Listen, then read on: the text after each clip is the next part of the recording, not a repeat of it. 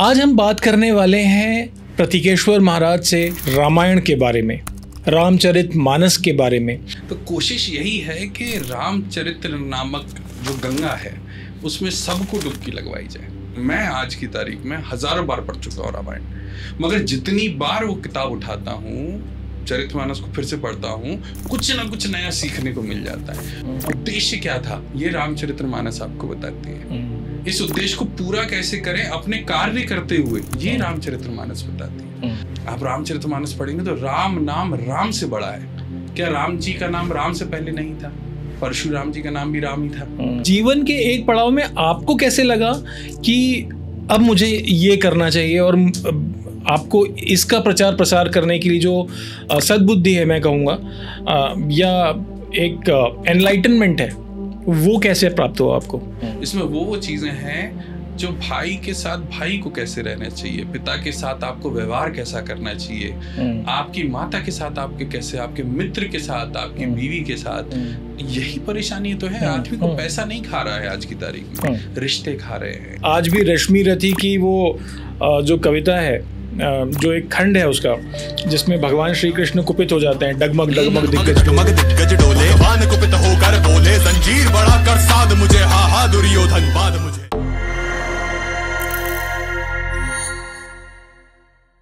नमस्कार दोस्तों, मैं हूं प्रशांत और आप देख रहे हैं अनप्लग्ड विद प्रशांत। जय सिया राम। आज का पॉडकास्ट उन सारे पॉडकास्ट से अलग है जो कि हम कॉर्पोरेट्स में या साइकोलॉजिस्ट के साथ या मे बी लॉयर्स के साथ और अलग अलग विधाओं में जो पारंगत लोग हैं उनके साथ करते हैं, क्योंकि आज का पॉडकास्ट होने वाला है थोड़ा सा धीमा लेकिन बहुत ज़्यादा इम्पॉर्टेंट आपके लिए, आपके जीवन शैली के लिए, क्योंकि आज हमारे साथ हैं प्रतीकेश्वर महाराज।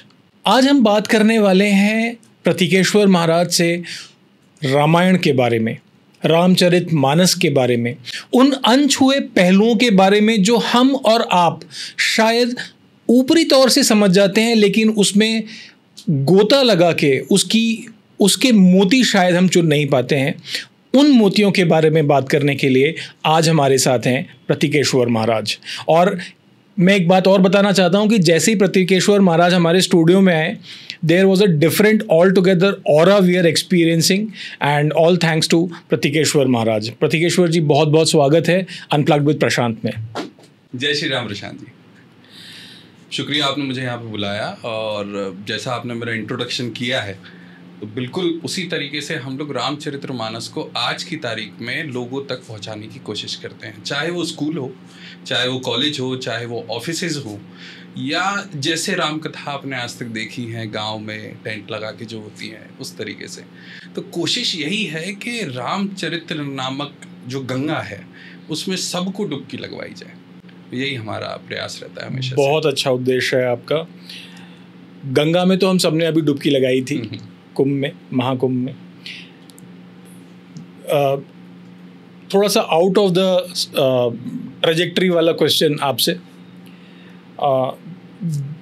ये जानने से पहले जब हम आपके जीवन के बारे में बात करेंगे, उससे पहले अभी आपने एक शब्द बोला कि जितने लोग भी रामचरितमानस का श्रवण करते हैं, जो सुनते हैं उसको और जो चाहते हैं कि उसको अपने जीवन में लाएं। मैं एक शहरी व्यक्ति हूँ और आप भी एक शहरी व्यक्ति ही हैं, हम सब शहर में हैं।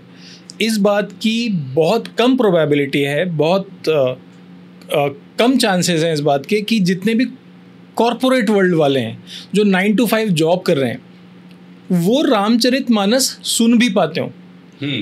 मैं शायद अगर अपने ही आसपास में जितने लोगों को हम जानते हैं, उसमें से शायद ही मैंने आज तक इतने पिछले 10-15 सालों में सुना होगा कि मैं ऑफिस से छुट्टी लेके रामचरितमानस सुनने जा रहा हूँ। शिमला, मनाली, कुल्लू सब घूमने जा रहे हैं, लेकिन रामचरितमानस मैं सुनने जा रहा हूँ अपने परिवार के साथ, ये मैंने नहीं सुना।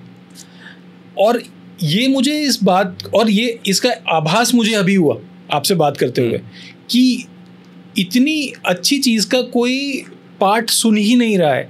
हमने सिर्फ एक सीरियल देखा और हमारे लिए रामचरितमानस, रामायण, सब कुछ वो कहानी हो गई जो आधे घंटे में जो हमको दिखा दी गई। एंड इस बात का भी मैं बहुत आभारी हूँ कि किसी ने ये परिकल्पना की और इसको जीवंत किया और सीरियल बनाया रामायण का। लेकिन उसका जो उद्देश्य था, मुझे लगता है उसने अपने अचीवमेंट्स कंप्लीट कर लिए और उसके बाद के जो अचीवमेंट्स थे उस रामायण को और प्रचार प्रसार करने के, वहाँ शायद हम में ही कुछ कमी रह गई। और स्पेशली अगर मैं बात करूँ शहरी लोगों की, शहरी जीवन की, अर्बन सोशल जो लोग हैं, ये लोग तो बिल्कुल ही कहीं से कहीं तक इनकी अंडरस्टैंडिंग शायद नहीं है। मैं शायद का इस्तेमाल इसलिए कर रहा हूँ क्योंकि कई लोग बोलेंगे कि हम तो जानते हैं, है ना, कि हम तो सुनते हैं। बट आपका इस पे क्या टेक है और आप आपका क्या उद्देश्य है जो आपने अब ये अब जो आप प्रतीकेश्वर महाराज हैं, तो अब आपका क्या उद्देश्य है कि इसका प्रचार प्रसार कैसे करेंगे? देखिए, नाम तो प्रतीक ही है, प्रतीकेश्वर लोगों ने रखा है। आपका सवाल बिल्कुल सही है, मगर जवाब के लिए आपको थोड़ा सा पीछे जाना पड़ेगा। पीछे ऐसे है कि जब आप छोटे थे तो हमारी सारी जो फैमिलीज थी वो एक साथ रहा करती थी। हमारे दादा दादी अक्सर फ्री हुआ करते थे, बैठा करते थे, और जब गांव में या शहर में कहीं रामायण होती थी तो बच्चों को ले जाया जाता था। तो एक प्रैक्टिस ये हो गई थी कि हाँ, अगर रामायण कहीं होती है तो हम बच्चों को ले जाते हैं। धीरे से वो प्रैक्टिस थोड़ी सी कम हुई और दादा दादी ने रामायण घर में सुनाना शुरू करी जी, बिठा के बेटा भरत के साथ ऐसा हुआ था, राम जी ऐसे थे, लक्ष्मण जी ऐसे थे। फिर धीरे धीरे प्रथा क्या हुई कि जब दादा दादी के साथ जो पेरेंट्स हैं वो अलग हुए और अपने अपने घर रहे, तो स्कूलों में रामायण और महाभारत का पाठ किताबें थीं। आज से आप 10 साल पहले जाएं तो ये सब्जेक्ट थे हम लोगों के, वहां पे शुरू हुआ। फिर धीरे से वहां से भी हट गया और आज ऐसा समय आ गया है कि जिस हिंदू धर्म को, सनातनी धर्म को अपना बेसिक ज्ञान जो रामायण से लेना चाहिए, उसके लिए वो सीरियल पे डिपेंड रहता है कि कल कोई पिक्चर आएगी तो उसमें हम राम जी ने क्या किया था ये सुन लेंगे या देख लेंगे। और कई लोगों को भ्रांति भी ये है कि हमें सब कुछ पता है, मगर रामचरितमानस का पाठ मैं आज की तारीख में हजारों बार पढ़ चुका हूँ रामायण, मगर जितनी बार वो किताब उठाता हूँ, चरितमानस को फिर से पढ़ता हूँ, कुछ ना कुछ नया सीखने को मिल जाता है। और वही सीख अगर आप कॉर्पोरेट वर्ल्ड में अपने बच्चों को, माता पिता को जब ये चीज़ आप सिखाते हैं, सुनते हैं, समझते हैं, जीवन जीने का एक नया दौर मिलता है। और कहने का मतलब यही, रामचरितमानस में आप उद्देश्य से भटक गए। आप क्या हैं? आप जीवन में आएंगे, पैदा होंगे, इस धरती पे जन्म लेंगे, अपने कार्य करेंगे और एक दिन मृत्यु को प्राप्त हो जाएंगे। बीच में हो सकता है आप घर बना लेंगे, गाड़ी ले लेंगे, मगर ये सर्कल फिर शुरू हो जाएगा। उद्देश्य क्या था ये रामचरितमानस आपको बताती है। इस उद्देश्य को पूरा कैसे करें अपने कार्य करते हुए, ये रामचरितमानस बताती है। रामचरितमानस आपसे ये कहती है कि आप अलग से बैठे और रामचरितमानस पढ़ें, आप उसको पढ़ें और अपने जीवन में जो कार्य कर रहे हैं उसको धर्म पूर्वक कैसे करें, ये आपको सिखाया जाता है। अब रही बात समय निकालने की, तो समय तो निकालना पड़ेगा, क्योंकि जब समय निकल गया और जब हम सोचते हैं कि समय आएगा जब हम रामायण कर लेंगे, तो शायद समय ना मिल पाए उस समय रामायण करने का या पाठ करने का, है ना। बोल नहीं पाए, जब मुंह में दांत ना रहें, है ना, हाथ कपकपा रहे हों, उस समय रामायण पढ़ने से क्या होगा जीवन में? जब आपके मन में जिंदगी भर में उम्मीद देखा जाए तो सिर्फ पैसा कमाना ही एक उद्देश्य बचा है आज की तारीख में मनुष्य का। अगर आप अंत तक पैसा पैसा पैसा पैसा ही करेंगे तो अंत के 10 दिन में राम राम राम करने से राम नहीं मिलेंगे, पैसा ही मिलेगा। तो समय रहते राम का नाम ले लें। हाँ, क्योंकि किसका समय किस समय आ जाए, किस समय बदल जाए और किस समय पलटी खा जाए, हाँ, कोई कुछ नहीं कह सकता। कोई कुछ नहीं कहता। और राम नाम का शक्ति बहुत है। आप रामचरितमानस पढ़ेंगे तो राम नाम राम से बड़ा है। क्या राम जी का नाम राम से पहले नहीं था? परशुराम जी का नाम भी राम ही था। परशु तो उनको मिला था बाद में, तो राम के फिर राम हुआ। तो राम का नाम राम से बड़ा है। राम का जाप करना अपने आप में एक शक्ति प्रदान करता है। ओके, तो अब प्रतीकेश्वर जी, मैं ये जानता हूँ कि आप जो हैं एक शिक्षक रहे हैं, आपके पढ़ाए हुए कई लोग जो हैं अपने जो उनके जो एफर्ट्स हैं वो डाल रहे हैं, नए नए अपने, कुछ लोग अपनी कंपनीज खोल रहे हैं, कुछ कहीं जॉब्स कर रहे हैं। आपके पढ़ाए हुए काफ़ी सारे लोग हैं, स्टूडेंट्स को मैं जानता हूँ। आप काफ़ी टेक सेवी भी हैं, आप जो है नए ज़माने के यू यूज़ AI ऑल्सो, हाँ, आर्टिफिशियल इंटेलिजेंस के बारे में भी आपकी जानकारी है। तो एक व्यक्ति जो एक अर्बन सभ्यता में पैदा हुआ, जो शहरी सभ्यता में पैदा हुआ, और उसने सब कुछ वो किया जो एक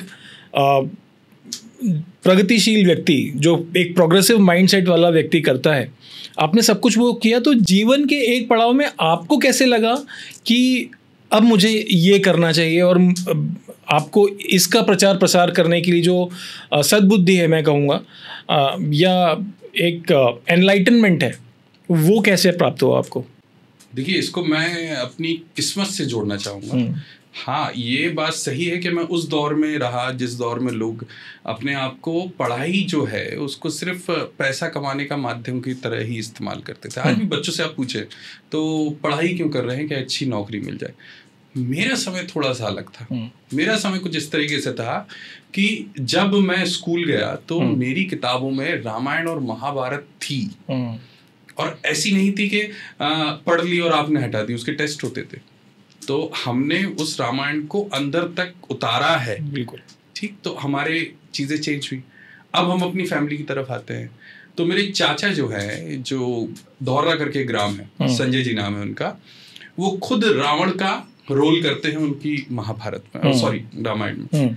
रामायण में जब उनका किरदार आता है तो कहते हैं बच्चे पेशाब कर देते हैं जब वो हंसते हैं। अच्छा। शूर्पणखा जब, छोटी रामायण नहीं होती है, वहां पे रामायण ऐसी होती है कि जब रावण आखिरी में मर रहा होता है, 10 घरों के ऊपर एक एक रावण खड़ा होता है। अच्छा। जब एक मरता है, राम दौड़ लगाते हैं, और एक मरता है तो दूसरे घर पे एक मशाल लेके वो खड़ा हो जाता है। अच्छा। तो फिर पूरी गांव उसमें भाग लेती, पूरी गांव भाग रही है साथ में। तो इस तरह का पूरा सीन का प्रयोग होता है। और रावण जब रोड पे चलता है तो अलग एक तरीका, ये चीज मैंने जब देखी, अभी की रामायण का मुझे नहीं पता, मगर ये चीज जब मैंने आंखों से देखी, जब शूर्पणखा की नाक कटती है और जब वो रोती है तो बच्चे रो देते हैं रोड में, इस तरह की रामायण मैंने देखी, तो मेरे खून में उतर गई थी।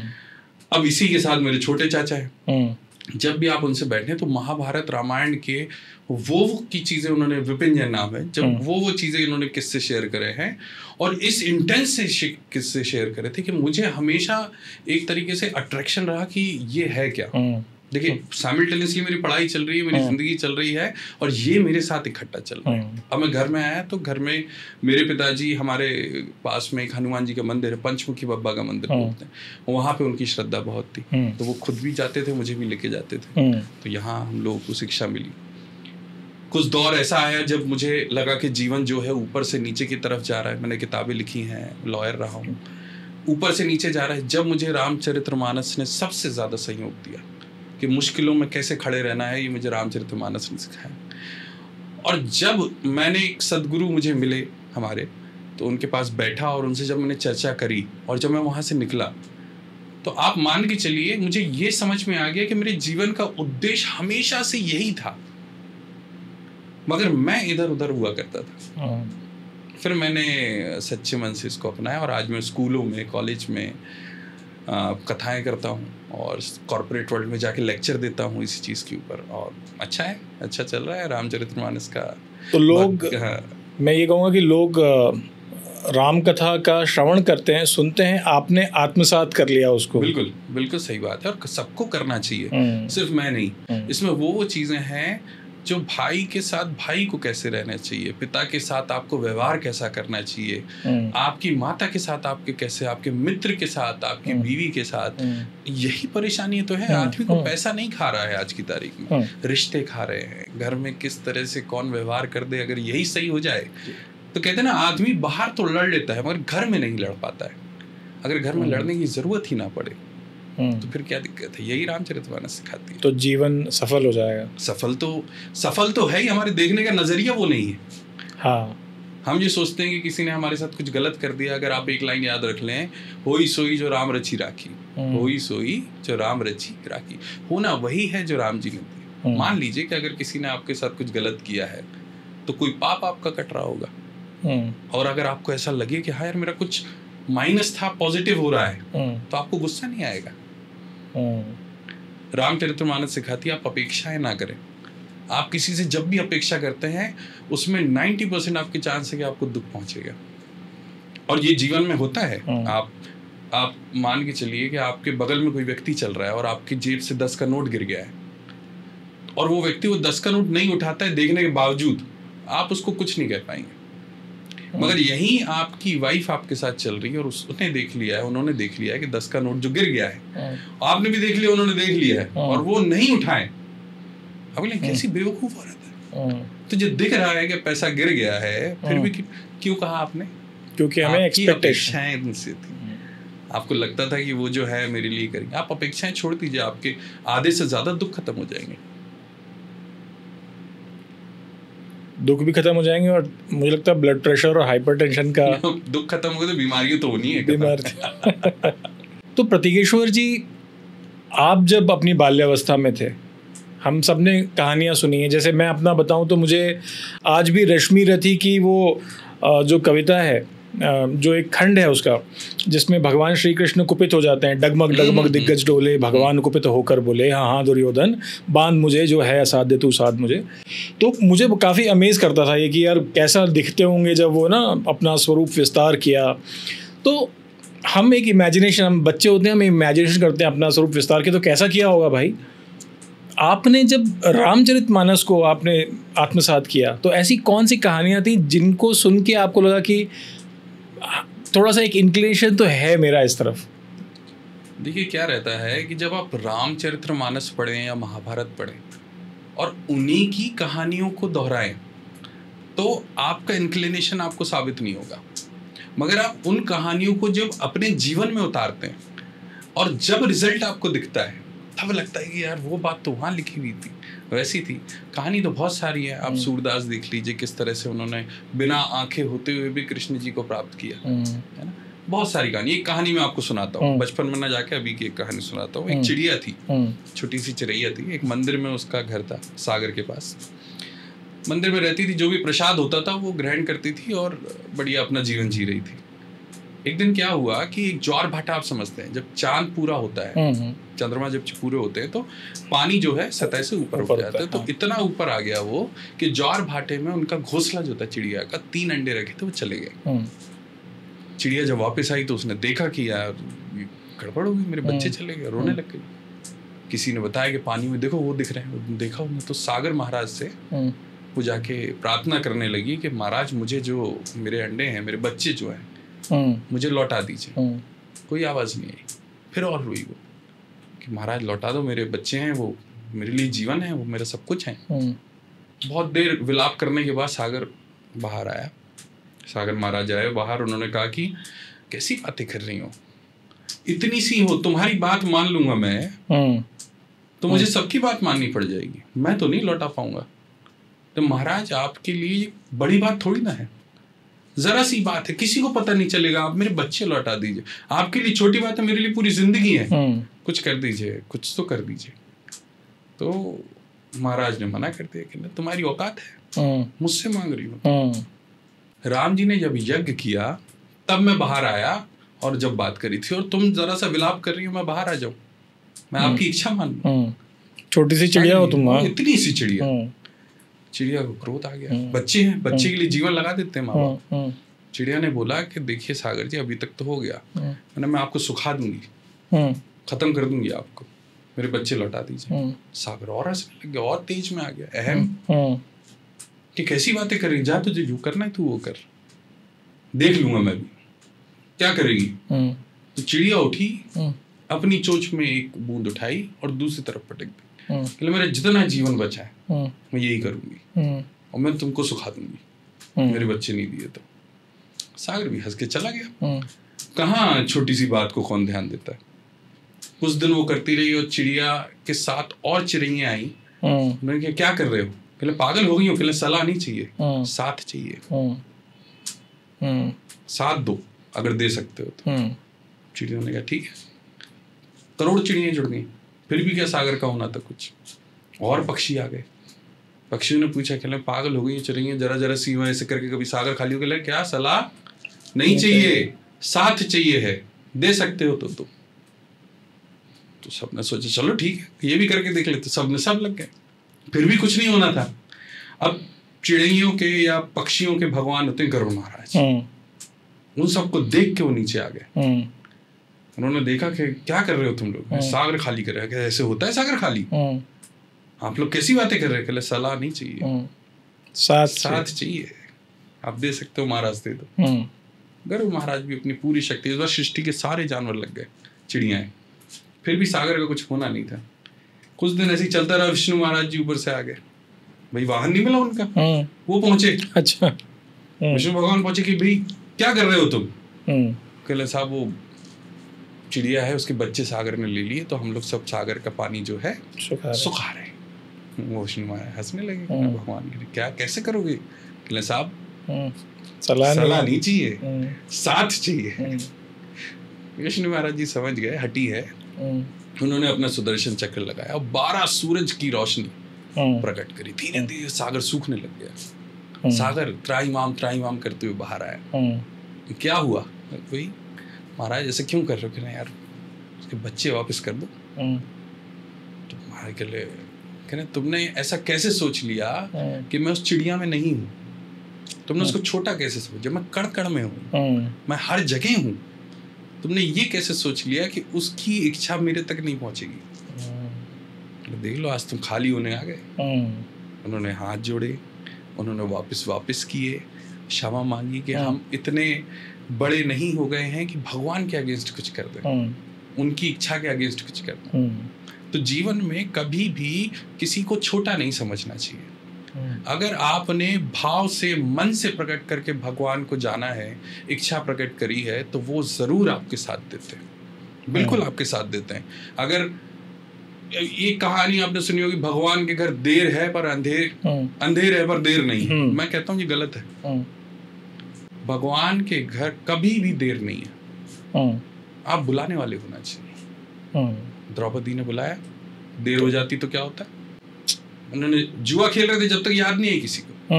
कृष्ण जी कहते हैं, मैंने एक जगह पढ़ा है कि कृष्ण जी कहते हैं, अर्जुन पूछता है कि भाई जब हम लोग खेल रहे थे आप जब क्यों नहीं आए महाराज? कहते कृष्ण जी भी तुमने बुलाया था मुझे, एक ने याद नहीं किया मुझे। और कहते द्रौपदी ने याद किया, मैं आया दौड़ के और मैं जरा क्षण नहीं लेट लगाया। अब यही है कि लोग किताबों में पढ़ कुछ और रहे हैं, देख कुछ और रहे हैं, मिल कुछ और रहा है, मगर भगवान की अगर देर नहीं है, बिल्कुल देर नहीं है। आपके मन से, भाव से अगर आपके पास प्रकट करते हो, भगवान आपके समक्ष ही खड़े हैं। ठीक है, तो यहाँ दोनों का वर्णन हुआ, प्रभु श्री राम का भी हुआ और श्री कृष्ण का भी हुआ। आपके इसमें से क्या विचार है कि क्या फ़र्क है प्रभु श्री राम में, उनका जो दर्शन है, उनकी जो फिलॉसफी है, उनका जो अवतरण है, उनके अवतार ने जो भी किया, और श्री कृष्ण का जो एक, जिसको हम बोलते हैं सिक्के के दो पहलू, कि एक मर्यादा पुरुषोत्तम है और दूसरे जो हैं वो युधिष्ठिर को समझा रहे हैं कि जब वो पूछेंगे कि अश्वत्थामा हतोहति, तो सीधा आंसर तो बोलना पड़ेगा। तो आपका क्या इसमें, आपका क्या अंडरस्टैंडिंग है, किस तरीके से आप इसको देखते हैं? एक लाइन में इस चीज की जवाब दी जाए कि रामायण में और महाभारत में क्या अंतर है या कैसे किया पढ़ा जाए इसको, तो एक लाइन में इसका आंसर आप ये दे सकते हो कि अगर आपको पुरुषोत्तम बनना है अपने जीवन में, तो आप रामायण पढ़िए, और आपको अपने जीवन में नीचोत्तम से कैसे लड़ाई लड़नी है, तो आप महाभारत पढ़िए। कृष्ण आपको सिखाते हैं लोगों से डील कैसे करना है, कैसे भी नीच लोग हों कैसे डील करना है। पुरुषोत्तम ये सिखाते हैं कि अपने धर्म के साथ, लोगों के साथ कैसे व्यवहार करना है। दोनों में ये अंतर है। आपको पुरुषोत्तम बनना है तो रामायण पढ़िए, और नीचोत्तम से कैसा व्यवहार करना है तो महाभारत पढ़िए। ये खास अंतर है।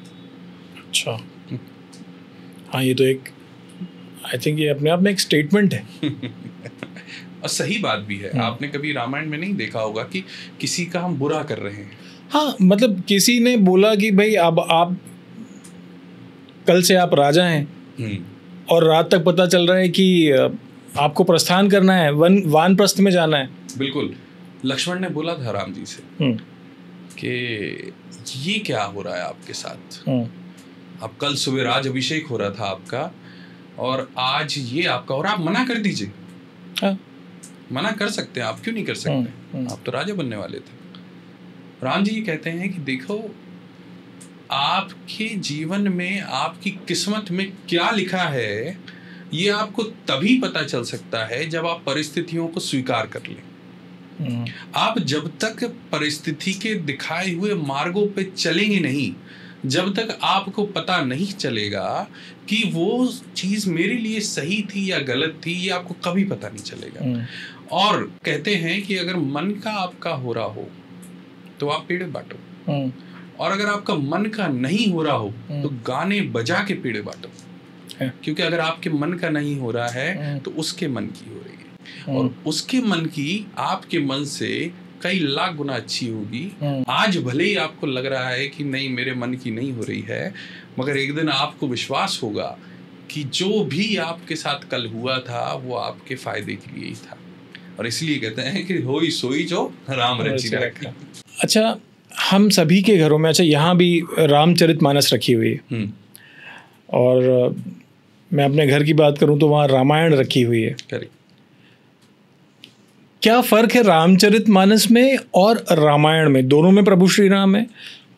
स्टोरी भी, जो स्टोरी लाइन है रामायण का कि प्रभु श्री राम जो है वो वानप्रस्थ को गए और जितने कांड हुए, सुंदर कांड सब सारे, तो फ़र्क क्या है रामचरितमानस में और रामायण में? देखिए, रामायण लिखी है वाल्मीकि जी ने, ठीक है, और ये सेम समय की बात है जब राम जी थे। तो जब आप रामायण पढ़ेंगे, जो कि संस्कृत में है, जब आप रामायण पढ़ेंगे तो राम जी को पुरुष की तरह देखेंगे। ठीक है, यानी कि एक व्यक्ति थे जिनके साथ ऐसा ऐसा ऐसा हुआ और आगे जाके वो पुरुषोत्तम बने। ठीक। मगर जो एक 600 साल पहले जो रामायण लिखी हुई, रामचरितमानस लिखी तुलसीदास जी ने, ये प्रेम भाव से लिखी गई है। प्रेम भाव से मतलब आपको राम भगवान शुरू से ही राम भगवान की तरह ही दिखेंगे रामचरितमानस में। कि ये नहीं बताया जाएगा कि वो बाद में जाके राम पुरुषोत्तम राम बने हैं। देखिए, रामायण जब आप पढ़ेंगे तो आपको ये सेंटेंस बहुत सही लगेगा कि राम वन गए इसलिए बन गए। हाँ, है ना। और जब आप रामचरितमानस पढ़ेंगे तो आप शुरू से ही आप उनको भगवान की तरह ही देखेंगे, और ये पूरी लीला भगवान ने करी है। यही आपको पूरा मार्गदर्शन तुलसीदास जी ने किया, क्योंकि उन्होंने प्रेम भाव से लिखा है, उन्हें प्रेम है उन भगवान से। और वाल्मीकि जी की पूरी कहानी आपको उनमें मिलेगी, मगर इस एंगल से मिलेगी कि राम जी पहले से ही सब कुछ जानते थे, और ये जो लीला करी गई है ये सब आपको सिखाने के लिए करी गई, ये बताया गया है। ये अंतर है रामायण और रामचरितमानस। और हमें कौन सी पढ़नी चाहिए? मतलब क्या रामायण हम पढ़ें? दोनों ही पढ़ना चाहिए, मगर आपको समझ में कौन सी आएगी। देखिए, समय के साथ चीजें बदलती गई। समय पहले संस्कृत का था तो रामायण लिखी गई संस्कृत में, फिर उसके बाद जब समय तो अवधी में लिखी गई रामचरितमानस, क्योंकि अवधी लोगों को समझ में आती थी। अब अवधी का कन्वर्जन लिखा जाता है नीचे और रामायणों में हिंदी में, ठीक है। आपको चरित्र में कोई अंतर नहीं है, आपको चरित्र ही सीखना है, आपको बातें ही सीखनी है। आप कोई भी रामायण पढ़ सकते हैं, आपको कंक्लूजन जिसे बोलते हैं, सारांश जिसे बोलते हैं, सीख जिसे मिलते हैं, वो एक ही मिलने वाले। तो इससे मुझे, जैसे हम रामचरितमानस और रामायण की हम बात कर रहे थे, तो इसी प्रकार से कई सारी रामायण, मतलब अलग अलग वर्जन्स जिसको हम बोलेंगे। साउथ में एक अलग रामायण है, मेरे ख्याल से अप नॉर्थ में, नॉर्थ ईस्ट में एक अलग बिल्कुल चलती है रामायण। तो उनमें और इन सब में रामायण और रामचरितमानस को अगर हम कोर मान लें कि ये केंद्र बिंदु है और बाकी सारी इसके आसपास रिवॉल्व करती हैं, तो ये सारी रामायण क्यों लिखी गई और उनका उद्देश्य क्या है? क्योंकि उसमें कहीं कहीं स्टोरीज में डिविएशन भी है। बिल्कुल, कहीं कहीं रावण आपको उच्चतम दिखेंगे, कहीं राम जी की कुछ गलतियां मिलेंगी जो बाद में जोड़ी गई जी। इवन दो आपने लव कुश जो सुना है वो भी बाद में जोड़ा गया है। तो देखिए, मैं आपको एक कथा से समझाता हूँ। एक प्रसंग आता है, एकनाथ मुनि जी थे, वो रामायण के श्री रामचरितमानस का पाठ कर रहे थे। तो कहते हैं, आपने सुना होगा कि हर रामायण कथा जहाँ होती है वहाँ पे हनुमान जी जरूर होते हैं। आपने सुना है? देखिए क्या होता है, हनुमान जी को वरदान था कि दुनिया में कहीं भी रामायण अगर हो रही है, कथा अगर हो रही है, तो आप वहां पे अवेलेबल होंगे, ये उनको वरदान है। कहते हैं जो शुरू में सबसे पहले आ जाए और जो सबसे अंत तक रुके वो हनुमान जी। और रामचरित्र मानस की कथा करते करते हर व्यक्ति जो भी कथा कर रहा है उसने ये बात फील करी है, उसे अनुभूति हुई है। निश्चितता। आप किसी भी राम कथावाचक के पास जाए, उन्होंने करी है। बस हाँ, लोगों को बताने का तरीका और उन लोगों को समझने का तरीका कुछ लोग बताते भी नहीं। क्या करना है, राम जी के दर्शन हो गए। तो हनुमान जी जो है वो अवेलेबल होते। तो जब एकनाथ जी कथा कर रहे थे तो एकनाथ जी ने बोला कि पुष्प वाटिका में, अशोक वाटिका में पुष्प जो थे वो सफेद रंग के थे, श्वेत रंग के थे। अब उन्होंने एक बार बोला, हनुमान जी अवॉइड करते चीजों, 2-3 बार जब बोला तो वो जो हनुमान जी भेष धर के बाहर थे वो वैसे के वैसे खड़े हुए दादा कि महाराज अब गलत बोल रहे हैं। पुष्प जो थे वो लाल कलर के थे। तो एकनाथ जी बोले कि बैठ जाओ, बाद में बात करते हैं, जो भी हो। जी महाराज बाद में बात करते हैं। कथा समाप्त हो गई, फिर आ गए, महाराज आपने गलत पढ़ाया, ऐसा नहीं था। उन्होंने बोला कि नहीं ऐसा नहीं, वो सफेद ही थे। नहीं मैं वहां था, मैं खुद गया था वहां पे। बोले कौन हो तुम? उन्होंने अपना स्वरूप दिखाया पूरा। मैं खुद गया था वहां पे, लाल थे। आपने कैसे गलत पढ़ा दिया? मगर कथावाचक जो है श्रेष्ठ माना गया है। मतलब शिव जी भी पूजा करते हैं कथावाचक, अगर कथावाचक कथा कर रहा है तो। अच्छा हाँ, तो जब अब हनुमान जी बोले तो वो भी अपनी बात पे अटल रहे कि हनुमान जी कोई बात नहीं, गलती हो जाती है, आपसे भी हो गई होगी, लाल नहीं थे सफेद ही थे। हनुमान जी कहते यार ये परेशानी करें, एक काम करते हैं, उस व्यक्ति के पास चलते जो वहां रहे थे। ठीक है, एक नाम कहाँ चलना है? कहले चलो सीता जी के पास चलते। अच्छा देखो, कथावाचक को सीता हनुमान जी के दर्शन हो गए, अब सीता जी के होने जा रहे। ये लोग पहुंचे सीता जी के पास, सीता जी के पास पहुंचे, देवी माता आप तो उसी वाटिका में रही, आप वहीं रही और हम दोनों में विवाद हो गया है। ये सफेद बोल रहे, मैं लाल बोल रहा हूँ, कुछ समाधान निकाल। आप दोनों ही गलत बोल रहे, पुष्प तो नीले थे। अब हनुमान जी ऐसे सर पकड़ के यार ये तो अलग ही कहानी चल रही है। एकनाथ जी मुस्कुरा रहे, उनको दर्शन हो रहे हैं, खुश हो रहे हैं, बढ़िया। अब सीता जी के साथ राम जी रहते। राम जी ने जब सारी कथा सुनी तो क्या परेशानी, कहने हम बोल रहे नीले हैं, ये बोल रहे लाल है, हम बोल रहे सफेद। आप बताइए अब क्या करें, गलत तो कोई नहीं हो सकता। तब राम जी बोले कि देखिए पुष्प तो सफेद ही थे, एकनाथ जी गलत नहीं बोल रहे। हनुमान जी बोले मैं गलत बोल रही, तुम भी गलत नहीं बोल रहे। सीता जी तो मैं नहीं माता, आप कैसे गलत हो सकते। हुआ क्या, हुआ ये कि जब हनुमान जी पहुंचे पुष्प वाटिका में, अशोक वाटिका में, तो क्रोध से भरे हुए थे। क्रोध से भरे होने के कारण उनकी आंखें लाल थी। लाल होने के कारण उन्हें हर चीज लाल दिख रही थी। अच्छा, तो पुष्प लाल हो गए सफेद से। अब सीता जी को सब में राम दिखते थे, तो जो राम जी का स्वरूप था वही नीला दिखता था, तो वो नीले दिख गए।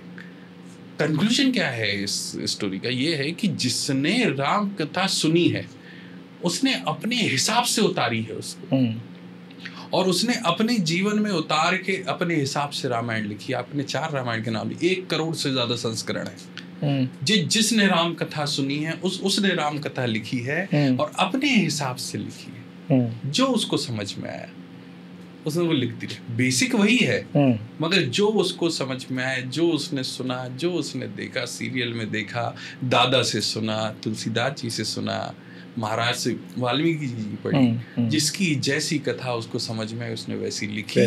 और वैसे ही जैसे अगर क्रोध में लिखी होगी तो वो अलग लिखी होगी, प्रेम में लिखी होगी तो अलग लिखी होगी, दुख में लिखी होगी तो अलग लिखी होगी, है ना। अब जैसे राम जी रो रहे हैं, किसने लिखा है? तुलसीदास जी ने लिखा, क्यों? उन्हें प्रेम था, प्रेम होने के कारण उन्होंने इस तरह के विचार लिखे। इसी तरीके से रामायण सारी अलग अलग है। एक थोड़ा सा कंट्रोवर्शियल, आई थिंक कंट्रोवर्सी वाला है, बट एक चौपाई है, मैं अभी बहुत ज़्यादा जानता नहीं हूँ कि किस रामचरितमानस में है या रामायण में है। ढोल गंवार शूद्र पशु नारी ये सब ताड़न के अधिकारी। तो इसमें ढोल गंवार शूद्र पशु तक तो मैं अगर मैं सहमत नहीं हूँ तो मैं मान लेता हूँ कि चलो मैं असहमत भी नहीं हूँ। नारी का भी इसमें उल्लेख है। हाँ। हम राम की जो छवि समझते हैं और जानते हैं, हम ये भी मानते हैं कि राम जी तो ऐसा नहीं कह सकते। तो इसके बारे में आपका क्या विश्लेषण है? किस तरीके से आप इसको देखते हैं कि कुछ चीज़ें ऐसी भी हैं जो कि मेरे ख्याल से आज के जो परिप्रेक्ष्य में जिसकी हम बात करेंगे वो उतनी एप्लीकेबल नहीं है, वो सही, उसको मैं चैलेंज कर सकता हूँ। मतलब मैं ये बोल सकता हूँ कि नहीं, न शूद्र, न पशु, न ढोल, न गंवार और न नारी, इसमें से कोई भी नहीं है ताड़ना का अधिकारी। तो अगर मैं मेरा ये बोलूँ तो मैं इसको इस तरीके से प्रोजेक्ट करूँगा। श्री राम तो गलत होंगे नहीं, मतलब रामचरितमानस को मैं चैलेंज भी नहीं कर सकता। आपको हर समय के अनुसार शब्दों के अर्थ अलग अलग हुआ करते थे। इंग्लिश में अगर अपन चलें तो BUT क्या होता है? बट। PUT पट होना चाहिए, हाँ, होना चाहिए अलग अलग। इसी तरीके से शब्दों के मतलब भी, ये मेरी लुगाई है, इसका क्या मतलब है? वाइफ है। और ये मेरी औरत है, वो भी वाइफ है। मगर ये दोनों शब्द हम आम जिंदगी में इस्तेमाल नहीं करते। अब तो नहीं करते। अगर किसी पार्टी में जाए और बोलें कि ये मेरी लुगाई है तो गलत शब्द हो गया। शब्दों का मतलब समय के हिसाब से बदलता गया। जब ये चौपाई लिखी गई, ताड़ने का मतलब पीटना था ही नहीं। अच्छा। ताड़ने का मतलब, अब देखो मैं कैमरे को ताड़ रहा हूँ, इसका क्या मतलब है? देख रहा हूँ, घूर रहा हूँ, स्टेयरिंग। उस समय इसका अर्थ जो था, ये हाईकोर्ट तक बात गई है और वहां से ये निकला। हाँ, केस हुआ इस बात पे। ताड़ने का मतलब देखना है। अब इसको आप देखने के हिसाब से तुलसीदास जी के हिसाब से लगाइए और सारी चीजों को मिला के देखिए, आपको पूरी चौपाई में कुछ गलती नहीं लगेगी। अच्छा। सवाल यही है कि लोगों ने समझा वही जो उनको समझना था। जो हनुमान जी जब क्रोध में थे तो उन्हें वो लाल दिखा। हाँ। तो वैसा ही कुछ यहाँ भी है। देखिए क्या है, वही बात कह रहा हूँ। नहीं, कुछ चीजें गलत दिखाई भी गई हैं। जैसे कि सीता जी का आप वर्णन सुनेंगे कि सीता जी का अग्नि परीक्षा हुई थी, इस पे बहुत विवाद है। लोग बोलते हैं कि सीता जी को कैसे परीक्षा लेते हैं राम जी की, ये सब बाद में जोड़ा गया है। असल बात क्या थी? असल बात ये थी जो कि लक्ष्मण जी को भी नहीं पता थी। रामचरितमानस में साफ लिखा गया है कि जब रावण के आने से पहले जब सीता जी ने इसको माफ कर दिया था, एक राक्षस को माफ कर दिया था कि जाने दीजिए ये सब, जयंत को, जयंत ने चोंच मारी थी इंद्र के बेटे को। तो जब राम जी को ये समझ में आ गया था कि सीता जी जो है सबकी माता समान है और सबको माफ करने का इनका चरित्र है, तो कल जब रावण आएगा और जब इस समय होगा तो इनको माफ कर देंगे और कोई अटैक नहीं होगा, कुछ नहीं होगा, पूरी रावण जो है गड़बड़ हो जाएगी। तो कहते हैं कि राम जी ने उसी समय अग्नि भगवान को, सीता जी को कहा कि आप इसमें समर्पित हो जाइए और वहां से एक छाया सीता बनाई गई थी। अच्छा। डुप्लीकेट सीता, आज की भाषा में बात करें, सीता जी को बनाया गया। आप एक बात समझिए ना, आपने जनक जी महाराज जो पिता है सीता जी के, उनके पास धनुष था पिनाक, जिसको कोई हिला नहीं सकता था। करेक्ट। सीता जी ने अपने बाएं हाथ से उसको उठा लिया था। तो जो सीता जी ने अपने बाएं हाथ से धनुष को उठा लिया और उस धनुष को रावण हिला नहीं पाया, वो सीता जी को रावण ले कैसे जा सकता था? बिल्कुल। माता जी को कैसे हिला सकता था? सोच के देखिए, कहाँ वो जो धनुष नहीं हिला पाया, जिसको बाएं हाथ से हिला के खेल दिया, गेंद फंस गई थी नीचे, उन्होंने उठाया और वहां से अपनी गेंद निकाली। उनको रावण कैसे हाथ लगा सकता था? कैसे उठा के ले जाता? पॉसिबल नहीं था। छाया सीता जो थी इसलिए ही बनाई गई थी, ये लीला ही इसलिए रची गई थी कि छाया सीता रावण के साथ जाएंगी। तो जब आप छाया सीता जिनका जिक्र कर रहे हैं, तो छाया सीता की जो परिकल्पना है, क्या ये सत्य है? मतलब ये रामचरितमानस में ही है। हाँ, क्योंकि आखिरी में जब भाई राम जी ने बोला कि भाई मुझे तो मेरी सीता वापस चाहिए, भाई ओरिजिनल वाली वापस कब लाओगे आप? तो ये छाया सीता का बिल्कुल वर्णन सही है, वर्णन है। अच्छा। अब जब अंत में जब युद्ध समाप्त हो गया, अब जब लक्ष्मण से बोला गया, राम जी बोले कि जाओ अग्निकुंड तैयार करो, यज्ञ तैयार करो, उसमें अग्नि चलाओ और सीता जी को बोलिए कि आप इसमें चली जाए। तो सबसे ज्यादा रुष्ट कौन हुआ होगा? लक्ष्मण। कि मेरी माता ने इतने साल वहां पे बिता दिए आपके इंतजार में, है? और आप उनका टेस्ट ले रहे हो। लक्ष्मण की एक आदत ये थी कि लक्ष्मण जी बोलते पहले थे, सोचते बाद में थे। तो उन्होंने खूब सुनाई राम जी बोले बेटा बात तो सुनो। तब उन्होंने पूरी बात बताई गई है, ये लिखा गया है कि अच्छा। अब जो है छाया सीता अग्नि में जाएंगी और जो ओरिजिनल सीता जी है, सीता माता है, वो बाहर आएगी और ओरिजिनल सीता माता को बाहर लेके फिर ये लोग वहां वापस अपने अयोध्या गए थे। ये है असली कारण। अब यही है ना सर प्रशांत जी, आपने द्रौपदी का वर्णन सुना है कि अंधे का बेटा अंधा, ये उन्होंने दुर्योधन को बोला गया था। इसी वजह से महाभारत हुई है।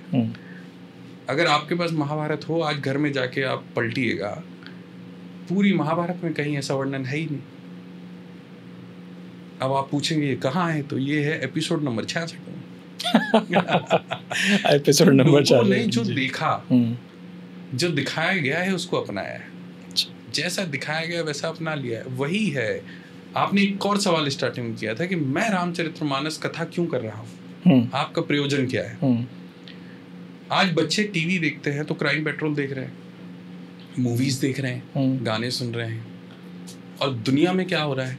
दुनिया में हो रहा है लड़ाइयाँ, रेप, मर्डर, कपड़ों का अभद्र तरीके से इस्तेमाल होना, जीवन में किस तरह से जीना है उसका अलग ही प्रयोग हो रहा है, माता पिता की इज्जत नहीं हो रही है। तो कहीं ना कहीं आप जो देखते हैं वही आप अपने जीवन में अपना रहे हैं। मैं कह रहा हूं कि मैं रामचरितमानस कर रहा हूं, उसका पाठ कर रहा हूं, ये भी आप सुनो। अगर मैं भी कथा करना बंद कर दूंगा और सभी मेरे कथावाचक जो साथी हैं, महाराज जी हैं, कथा करना बंद कर दिए, तो कौन सिखाएगा कि बच्चों को क्या करना है?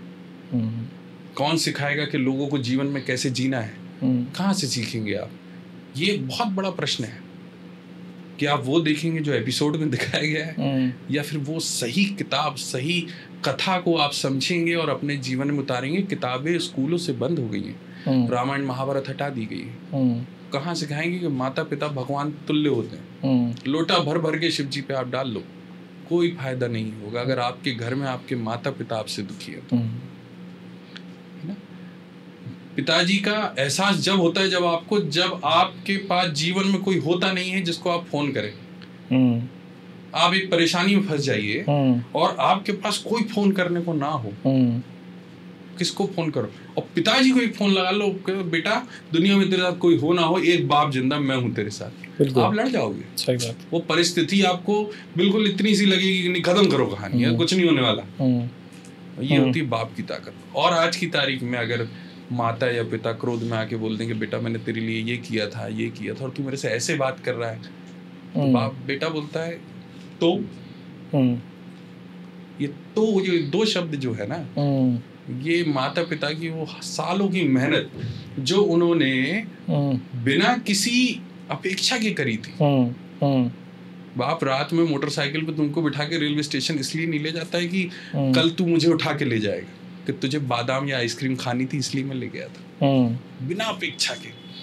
अगर इस दुनिया में आपके लिए कोई कुछ कर रहा है बिना अपेक्षा के, वो तो आपके माता पिता हैं, और आप उनको कहते हो तो ये तो ना कहो। इसलिए रामचरितमानस पढ़ना जरूरी है। और ये रामचरितमानस को लोगों तक पहुंचाने के लिए कथावाचक की आवश्यकता बहुत है। बिल्कुल है। अब कलयुग में जिसमें 5000 साल निकले हैं और कई लाख साल बाकी हैं, अगर रामचरितमानस या भगवत जैसे कथावाचक ना रहे तो आप मान के चलिए कि इस धरती पे आपको आपके बच्चों से कभी भी वो प्रेम, वो भाव, वो इज्जत कभी नहीं मिलने वाली है। और फिर आप सोचेंगे कि फिर हम क्यों जी रहे हैं। यही सवाल आएगा आपके जीवन में। तो अभी जैसे मैंने कुछ देर पहले कहा कि मैं महाभारत के वही रश्मि रथी का मैंने अंश उद्धृत किया था, तो एक और उसमें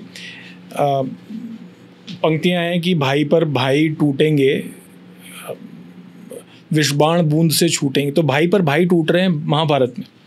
और रामायण में एक ऐसा भाई है जो कह रहा है कि प्रभु आपकी ये जो चरण पद हैं, पादुकाएं हैं, इनको रख के मैं बैठा हूँ, राजा तो आप ही हैं। भरत जैसा भाई और दुर्योधन जैसे भ्राता, जो हमको दोनों एक एक्सट्रीम अपोजिट्स देखने को मिलते हैं। तो पहले तो मैं चाहूँगा कि ये भरत जैसे भाई आजकल इस दुनिया में हैं, ऐसे होते हैं? मैं चाहता हूँ कि ऐसे हों, इसलिए मैं राम कथा करता हूँ। मैं चाहता हूँ कि भरत और राम जैसा प्रेम इस दुनिया में सच में हो। इसके बारे में थोड़ा सा आप ज़्यादा डिटेल में बताइए। देखिए, मैं रामचरितमानस के बाहर नहीं जाता हूँ। प्रेम चारों भाइयों में बहुत था। हम शत्रुघ्न के बारे में नहीं सुनते हैं, हम भरत के बारे में सुनते हैं, राम के बारे में। हाँ, शत्रुघ्न के बारे में नहीं सुनते। अपन पहले भरत कर लेते हैं, फिर शत्रुघ्न। हाँ, बिल्कुल। आप देखिए, प्रेम के बारे में अगर बात की जाए कि जब भरत को पता चला कि मेरे पिताजी का देहांत, पहली खबर यही थी कि मेरे पिताजी शांत हो गए, दशरथ जी शांत हो गए, टूट टूट के रोए थे, फूट फूट के रोए थे। जब उन्हें कारण पता चला तो वो धरती में समा गए, ऐसी स्थिति हो गई कि मेरी वजह से मेरे पिताजी चले गए। कारण कहीं ना कहीं वो अपने आप को मानते थे, बल्कि पूरी कथा में अगर कोई निर्दोष व्यक्ति है और सबसे ज्यादा दुख जिसको मिला है वो भरत है। भरत है। आप मान के चलिए, उसका तो कोई दोष ही नहीं था। हाँ। माँ ने प्रयोजन किया, भरी सभा में माँ को बोल गया कि आज के बाद माँ नहीं बोलूंगा तुम्हें, क्या आपने मेरे भाई के साथ ऐसा किया। और आप मान के चलिए, ये सगे भाई नहीं है, सौतेले भाई हैं जी। इधर सगे भाइयों की स्थिति आप देखिए आज की तारीख में। तेरी प्रॉपर्टी मेरी है, मेरी प्रॉपर्टी तेरी है। इन लोगों ने प्रॉपर्टी ना बांट के विपत्तियों को बांटा। विपत्ति बांटी कि भाई ये विपत्ति जो चल रही है कि ये तू कर ले, ये मैं देख लूंगा, 14 साल की बात है, सब हो जाएगा। भरत जब राम जी जब पहुंचे जंगल में, तो वहां जंगल की एक देवी थी, वन देवी। वन देवी को उन्होंने बुला के बोला कि जिस रास्ते में आया हूं उस रास्ते के कांटे हटा देना। अच्छा। वन देवी बोली कि राम जी क्या हो गया प्रभु, आप तो आ चुके हैं, आपको कांटों से क्या करना है। कहले नहीं, मेरे पीछे पीछे मेरा भाई आ रहा होगा। देखिए, विश्वास देखिए आप। अब इधर अब सेम प्रेजेंट में भी चलते हैं। आपके जीवन में आपकी कोई परेशानी चल रही है, आप अपेक्षा तक नहीं करते हैं कि मेरा भाई आ जाएगा, नहीं कर पा रहे आज की तारीख में। तो आप क्या कर रहे हैं, मित्र को ढूंढ रहे हैं या किसी को ढूंढ रहे हैं। आप भाई को फोन तक नहीं लगा रहे कि नहीं यार वो नहीं आएगा, मुझे पता है। इधर कोई कांटेक्ट, फोन तो थे नहीं, मगर इधर राम जी को पता है कि मेरा भाई पीछे पीछे आएगा। वन देवी आपसे आग्रह है कि जिस रास्ते से मैं आया हूं उसके कांटे हटा देना। अभी देखिए, वन देवी बोल रही हैं कि आपका भाई का इतना कमजोर है कि जरा से कांटे नहीं सह पाएगा। मेरा भाई कमजोर नहीं, वो तो वज्र के समान है। वो ये देखेगा कि मेरा भाई इन कांटों पे चला था तो वो रो देगा। मैं नहीं चाहता कि मेरा जो भाई है वो रो दे। अब इसमें ये तो हो गया आपका, जब राम और भरत जी मिल रहे हैं। जब बचपन में भी आप देखें कि 4 भाइयों में राम जी ने कैसे मैनेज किया। आप देखो, लक्ष्मण जी बोले एक दिन कि आप भरत से ज्यादा प्रेम करते हैं, आप मेरे को देखते ही नहीं है। आप जब पकड़े तो एक तरफ भरत को पकड़ते, एक तरफ शत्रुघ्न को, मेरे को साइड में कर देते हैं हमेशा, मेरे को ध्यान ही नहीं करते आप। तो राम जी ने कहा था कि तुम, भरत जो है वो मेरे प्राण जैसा है, मगर तुम मेरी आंखों जैसे हो। मेरी आंखों को मैं देख नहीं पाता हूँ, मगर इसके बिना मैं किसी को देख नहीं पाता हूँ। ये नहीं होंगी तो कुछ नहीं दिखेगा मुझे। तो तुम मेरी आंखों जैसे, तुम मेरे लिए कितने जरूरी हो तो तुम इस बात से अंदाजा लगा सकते हो। लोगों की काली परछाई होती है, इनकी गोरी परछाई। बहुत गहरी बात बोली आपने, बहुत ज्यादा। ये तो ये है। अब आए शत्रुघ्न पे आ जाते हैं। शत्रुघ्न वो कैरेक्टर है जिसने सबसे ज्यादा प्रेम देखा है। अच्छा। देखो, आप पूरी रामायण में आपको, अब सीरियल की बात हुई, सीरियल में दिखाते नहीं, राम से अधिक अगर कोई प्रेम करता है, प्रेम के प्रति है, तो वो लक्ष्मण है, मगर हटीले है। जब वो वन जा रहे थे तो लक्ष्मण जी ने बोला संभाल, देख लो। कह मैं नहीं संभालूंगा, कह मैं आज्ञा दे रहा हूँ तुमको, बड़ा भाई हूँ तुम्हारा, मैं तुम्हें संभालूंगा। तो आज्ञा कौन मानता है? तो आज्ञा मानता है शरीर, आत्मा तो नहीं मान सकती आज्ञा, आत्मा को आप नहीं मना सकते। शरीर यहाँ रुक जाएगा, आत्मा छोड़ के चली जाएगी। आप यहाँ से निकले और मेरी आत्मा ये शरीर छोड़ के निकल जाएगी, या तो ले चलो या तो मेरी आत्मा को टाटा बाय बाय कर दो। अच्छा। तो लक्ष्मण जी को बोले भाई साहब चलना पड़ेगा तुम्हें। भरत जी भी जब आए मनाने के लिए, और जब वो नहीं माने तो भरत जी भी बोले कि देखिए मैं राजा कौन है अभी इस समय अयोध्या का? कहला राजा भरत जी आप हैं। भाई बड़े भाई हट गए, छोटा चला गया तो अब आप ही बचे। कहला मैं राजा होते हुए आपको आज्ञा कर रहा हूँ, अब वापस चलो। अब तो राजा की आज्ञा तो आपको माननी पड़ेगी राम जी। तो राम जी चलने लगे, और राम जी का जब चेहरा देखा तो वो चेहरा खुश नहीं था। तब भरत जी ने कहा कि ऐसे नहीं ले जा पाऊंगा मैं आपको। इसलिए कैसे ले जाऊं कि सिर्फ मेरे मुंह के लिए या इस जनता के मुंह के लिए आपको यहाँ से वहां ले जाओ, ऐसे नहीं। अगर आप खुश हैं तो आप चलिए। तब राम जी को वहां रुकने का मौका मिला और चरण पादुका दी। अब ये शत्रुघ्न सबसे ज्यादा प्यार करने वाला व्यक्ति कैसे? पूरी अयोध्या जब मायूस बैठी हुई है 14 साल तक, तो उस अयोध्या के हर व्यक्ति के घर घर जाके ये समझाना कि राम जी जब आएंगे और तुम लोगों को ऐसा देखेंगे, ऐसा गंदा देखेंगे, ऐसी धूल पड़ी हुई देखेंगे, तो क्या समझेंगे कि अयोध्या की क्या हालत हुई। एक एक घर में वो व्यक्ति रोज जाया करता था।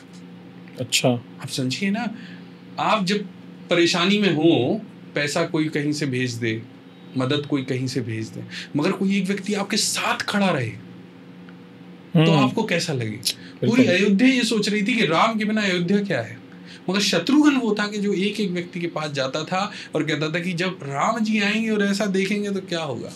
एक प्रसंग आता है कि गाय उन्हें दूध देना बंद कर दिया, भूसा खाना बंद कर दिया, चारा खाना बंद कर दिया, बच्चों को दूध नहीं मिल पा रहा है, क्या करें। गायों के पास गए कि क्या हो गया, तो उसमें से सुरभि गाय करती थी। उन्होंने बोला कि हम किस लिए गाय दूध दें, हम तो सोचते थे कि राम जी पिएंगे, उनका अभिषेक होगा रोज, तो हम दूध दिया करते थे, उसमें बच्चे पल लेते थे, हम नहीं खाएंगे अब। तो शत्रुघ्न जी बोले कि ठीक है, फिर मैं बगल की गांव से जब 14 साल बाद वापस आएंगे तो मैं बगल की गाय मंगाऊंगा और उनसे दूध का। मैं तो सोच रहा था कि जब वो आएंगे तो आपके थनों के नीचे बैठेंगे और इस तरह से अभिषेक होगा, मगर ऐसी गाय जो हष्ट पुष्ट तो कैसे होगा। जानवर तक को प्रेरित किया है। अब इधर आ जाइए, माएँ जो तीनों थी, हर माँ के पास अगर राम जी की कौशल्या माएँ, उनकी गोदी में सर रख के बैठते थे, कहते माँ जो वो भैया को जो पसंद था वो बना दो, मेरे को भूख लगी है, खिला दो। तो कौशल्या माँ को सपोर्ट किए। अब वहां पे वो खाना बना दे, फिर वो पहुंचे दूसरी माँ के, माँ को भरत भैया को जो पसंद था वो खिला दो, भूख नहीं है मगर खिला। और अकेले जाके कमरे में रोए कि मैं 14 साल तक मुझे ये करना है भैया आपके बिना। अच्छा, और सुनिए, जब वापस आए तो यहाँ युद्ध मथुरा में, उसको मधुरई बोलते थे पहले। अच्छा। तो वहां युद्ध हुआ तो पूछा गया कि अगले दिन की बात है, राम जी जब पहुंचे हैं तो अगले दिन युद्ध में अब कौन जाए। राम जी बोले मैं जा रहा हूँ। आप तो अभी आए। लक्ष्मण बोले मैं चला जाता। आप भी वनवासी थे। भरत बोले तूने कम वनवास काटा है क्या, गांव के बाहर रहा, बचा कौन, शत्रुघ्न। एक दिन की मित्रता, एक दिन की मिलाप हुआ, शत्रुघ्न को वहां भेज दिया गया और ये खबर दे दी गई कि जब तक वो राज्य सही नहीं हो जाए तब तक वहीं रहो, तक आप वहां रहो। कहते हैं कि शत्रुघ्न अकेले में रोया करते थे, प्रजा पत्र लिखा करती थी अयोध्या कि शत्रुघ्न देखिए ऐसी स्थिति में। शत्रुघ्न के बच्चे हो गए, तब तक वो वहीं रहे। ओहो। फिर एक बहुत बड़ा पत्र पहुंचा पूरी प्रजा से कि अब तो अपने भाई से मिलने आ जाओ। आपने 14 साल ही काटे थे ना, ये और आगे काट रहा है, काटे ही जा रहा है। फिर जाके उन्होंने अपने बच्चे को सिंहासन दिया और शत्रुघ्न को वापस लेके गए। तो शत्रुघ्न का त्याग बहुत बड़ा है भाई साहब। और ये बात जानकारी सही बात है, एक सीरियल में तो शायद समेटना भी बहुत मुश्किल हो जाएगा, इसीलिए नहीं दिखा पाते।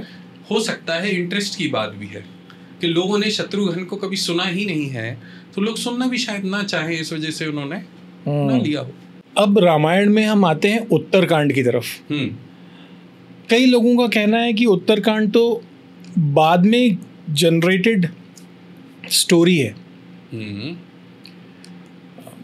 उत्तरकांड लव कुश और ये जो अश्वमेध यज्ञ वाली जो घटना है इसका, जिसमें वर्ण उद्धृत किया गया है, तो ये रामचरितमानस और रामायण दोनों में है या किसी एक में है? देखिए उत्तरकांड तो है, मगर उत्तरकांड में जो बातें ऐड करी गई हैं ओके वो अलग है। अच्छा। 7 कांड है, साथ में 7वां उत्तरकांड हाँ, है। हाँ। तो उत्तरकांड तो है, मगर उत्तरकांड में कुछ ऐसे चीजें जोड़ी गई हैं जो आपके रामचरितमानस के चरित्र को खराब करती हैं। कुछ चीजें हैं और कुछ चीजें अच्छी भी हैं। मैं अच्छी की बात करूं तो बहुत अच्छी हैं। जैसे देखिए, वैसे तो रामचरितमानस कहाँ समाप्त हो जाती है? सवाल नंबर 1 समाप्त होती है जैसे ही अभिषेक हो जाता है। राजेश अभिषेक हुआ, कहानी राम जो है राजा राम हो गए, राजा राम हो गया और खत्म हो गई। ओरछा में एक और इंटरेस्टिंग बात है कि ओरछा में राजा राम की तरह पूजा होती है। जी, मैं गया था ओरछा। तो उन्होंने, जब मैं मंदिर के दर्शन करके आया तो उन्होंने पान दिया मुझे खाने के लिए। तो मैंने थोड़ा सा आश्चर्यचकित भी हुआ कि भाई ये पान मत, जनरली तो हम ऐसा प्रसाद और ये सब मिलता है। तो उन्होंने कहा कि दरबारी हो, अब जब आप तो दरबार में आओ ना, राम दरबार में आए हो, जब दरबार में कोई आया है तो थोड़ा सा एक टू फील दैट कि भाई आप एक दरबार में हो, जब ओरछा तो आपको पान मिलता है। आप ओरछा जाएंगे तो आप पगड़ी नहीं पहन सकते जी। पगड़ी कौन पहनेगा? राजा पहनेगा, है ना। आपको पता हो कि स्तंभ बनाए जाते हैं मंदिरों के बाहर। स्तंभ क्यों बनाए जाते हैं? कि जब कोई राजा दर्शन करने आता था तो स्तंभ के ऊपर देखता था तो मुकुट गिर जाया करता था। अच्छा, कि भगवान के सामने आप मुकुट पहन के नहीं आ सकते हो, इसलिए इस तरह के स्तंभ बनाए जाते थे। अच्छा, ऊपर में मुकुट गिर जाएगा आपका। मुकुट गिर गया तो अहम गिर गया आपका। अहम गिर गया तो और दरवाजे छोटे बनाए जाते थे कि जब आप घुसो तो झुक के घुसो तो आपका अहम खत्म हो जाए। पूरी दुनिया में अगर राम जी को राजा की तरह अगर पूजा जाता है तो वो ओरछा है। ओरछा है, बहुत इंटरेस्टिंग कहानी है। लेकिन राजा तो मतलब राम तो अयोध्या के राजा हुए। हाँ, तो दरबार उन्होंने ये मतलब अयोध्या के राजा हुए। हाँ। और रानी जो थी कुंवारी, गणेश कुमारी रानी थी वहाँ की। हाँ। और इनके राजा जो थे वो शिव भक्त थे। अच्छा, देखिए हाँ, कथा कर लेते हैं। शिव भक्त थे और रानी थी जो राम भक्त थी। तो गणेश जी बोले कि राजा बोले कि भाई साहब, आपको अगर राम जी के इतना पूछते हैं, इतना सब करते हैं, तो आप घर से चले जाइए और जब ही आइएगा जब राम जी को लेके आए साथ में। अच्छा, क्योंकि देखिए एक आपको सजीव भगवान राम जी हैं, है ना, और किसी आकार निराकार भगवान शिव जी हैं। तो कुछ लोग निराकार को पूछते थे, कुछ लोग आकार को पूछते थे। तो राम जी को साथ लेके आना। अब ये चली गई, गणेश कुमारी जाती गई तो बहुत समय तक पूजा करी, कुछ नहीं हुआ। तो सरयू नदी में उन्होंने कहा कि मैं आत्महत्या कर लेती हूँ, आप तो आने वाले नहीं हो। तो ये जैसे ही जा रही थी सरयू नदी में, जैसे ही डुबकी मारी, वहां से राम जी उनको बाहर लेके निकले। राम जी ने कहा कि देखो, मैं चलने को तैयार हूँ, मेरी 3 शर्तें हैं। इस मुहूर्त में मेरे को विराजमान होना है, मैं जहां रखा जाऊंगा वहीं से मेरे को पूजा जाएगा, और मैं राजा राम की तरह जहां भी जाऊंगा राजा की तरह रहूंगा। उन्होंने खबर भिजवा दी, वहां पे पूरा मंदिर बन गया। मंदिर बना, ये पहुंची रात का समय हो चुका था, मुहूर्त वही था। इन्होंने गलती से उसको, भगवान जी की जो मूर्ति थी, उन्होंने किचन में रखी, और किचन में रखते ही वो मूर्ति वहीं विराजमान हो गई। मतलब इतना बड़ा विशाल मंदिर, आप ओरछा जाएंगे, वो मंदिर में कोई मूर्ति नहीं है, घर के किचन में मूर्ति रखी हुई है, जहाँ पे राजा राम जी पूजे जाते हैं। अच्छा, मंदिर खाली का खाली रखा हुआ है, पूरा खाली मंदिर है, पूरा जो राजा ने बनवाया था, किचन में पूजा जाता है। आप घर में जाते हो वहां पे। अब सवाल आपने जो किया कि अयोध्या के राजा पूजे यूपी में और मध्य प्रदेश की बाउंड्री पे आपके ओरछा में पूजे जा रहे हैं, यही बात से कनक भवन बोलते हैं वहां पे अयोध्या में, वहां पे राम जी के शयन कक्ष। तो वहां के पंडा लोग परेशान हो गए कि आपने कैसे बोल दिया कि अब आप वहां रहोगे, आपको रहना तो इधर है। तो उन्होंने ये कहा कि दिन में मैं वहां रहूंगा और रात में मैं जाके कनक भवन में सोऊंगा। और आप देखेंगे रात में ये लोग बिस्तर वगैरह पूरा लगा के पंडा लोग जाते हैं, और सुबह आएंगे तो बिस्तर पे सलवेटें वगैरह पड़ी रहती हैं, अच्छा। चीजें फैली रहती हैं। हाँ, ये सजीव आज की और रोज की घटना है। आपको भगवान का अनुभव करना है, रोज की घटना है। दिन में राम जी जाते हैं वहाँ अयोध्या में, वहाँ पे आपके ओरछा में, और रात में आपको मिलेंगे यहाँ पे। तो ये घटना सजीव है और रोज होती है, रोज चमत्कार हो रहे हैं, लोग आंखें बंद करके बैठे हैं, क्या कर सकते। तो दोनों जगह आपको राम जी मिलेंगे। भक्त का है, देखिए भक्त के लिए भगवान जमीन पे आते हैं और अपनी लीलाएं करते हैं। अच्छा, आपने अभी एक शब्द कहा जहाँ पे उत्तराखंड की हम बात करें तो आपने कहा कि कुछ अच्छी चीज़ें भी कही गई और कुछ चीज़ें खराब भी कही गई। ये खराब कौन सी चीज़ें हैं, मतलब क्या है ऐसा जो कि खराब कर दे रहा है? देखिए, खराब इस तरीके से किया जा रहा है जैसे कि आपने भी कुछ देर पहले प्रश्न पूछा था कि ताड़न के अधिकारी, हाँ, तो वो हो गया। हाँ, एक सीता जी को जब अग्नि परीक्षा देने के लिए कहा जाता है तो उसको अलग डायरेक्शन से दिखाया गया। हाँ, ये वाली छवि खत्म ही कर दी गई कि सीता जो है छाया सीता थी, ये वाली खत्म कर दी गई। लव कुश का पैदा होना और अपने पिताजी के अगेंस्ट जाना, ये सारी चीजें नहीं हो सकती थी। आपने शूद्र का एक सुना होगा कि राम जी ने एक शूद्र को इसलिए मार दिया था कि क्योंकि उसने कथा सुन ली थी और श्लोक सुन लिए थे। अच्छा। और उसके कारण एक ब्राह्मण हत्या हो गई थी। ये बाद में जोड़ा गया है, तो इसका कोई अर्थ नहीं है। मैं तो उन चीजों को सुनाया करता हूँ और समझा करता हूँ जो मुझे अच्छी लगती है, लोगों को जो एक सही सीख दे। जैसे पद वाली एक कहानी है, किस्सा है कि जब पूरी कथा खत्म हो गई और अभिषेक हो गया तो हनुमान जी वहाँ बैठे हुए थे, तो पूछा गया कि अब हनुमान जी को राम जी ने बोला कि वापस भेज दो। सीता जी से बोला कि आप इनको वापस भेज दीजिए। सीता जी बोली कि बिना किसी कारण के आपके परिवार में अपने बच्चे को निकाला जाता होगा, हमारे परिवार में नहीं निकाला जाता है। माता बोलते, हनुमान जी माता बोलते हैं, आपके परिवार में बिना कोई कारण के आपको भेजा गया होगा, मैं तो नहीं भेज सकती अपने बच्चे को। आपको भेजना है आप भेजो, मैं नहीं करूंगी। लक्ष्मण को बुलाया कि लक्ष्मण तुम बोल दो हनुमान जी को कि आप चले जाओ। तो हनुमान जी बोले कि भाई इन्होंने तो मुझे पिता समान है, इन्होंने मुझे मेरा जीवन बचाया है, मैं इनको कैसे बोल सकता हूँ जाने के लिए, आप ही बोलो। तो सभा बैठी तो हनुमान जी को बोला कि बताइए हनुमान जी अब आपका आगे क्या करना है। कहने मुझे क्या करना है, मुझे तो यही रहना है, आपके साथ ही रहूंगा मैं। मतलब साथ रह रहे हो तो कोई पद संभाल लो यहाँ पे, कोई सा तो कोई पद चुन लो, आप कौन सा पद चुनना है आपको, मंत्री बनना है, मुख्यमंत्री बनना, जो भी है। तो उन्होंने कहा महाराज मैंने आपके लिए इतना किया, आप मुझे एक पद दोगे।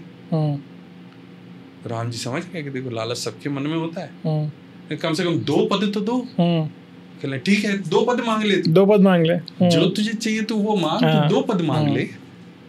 मतलब पक्का मना तो नहीं करोगे?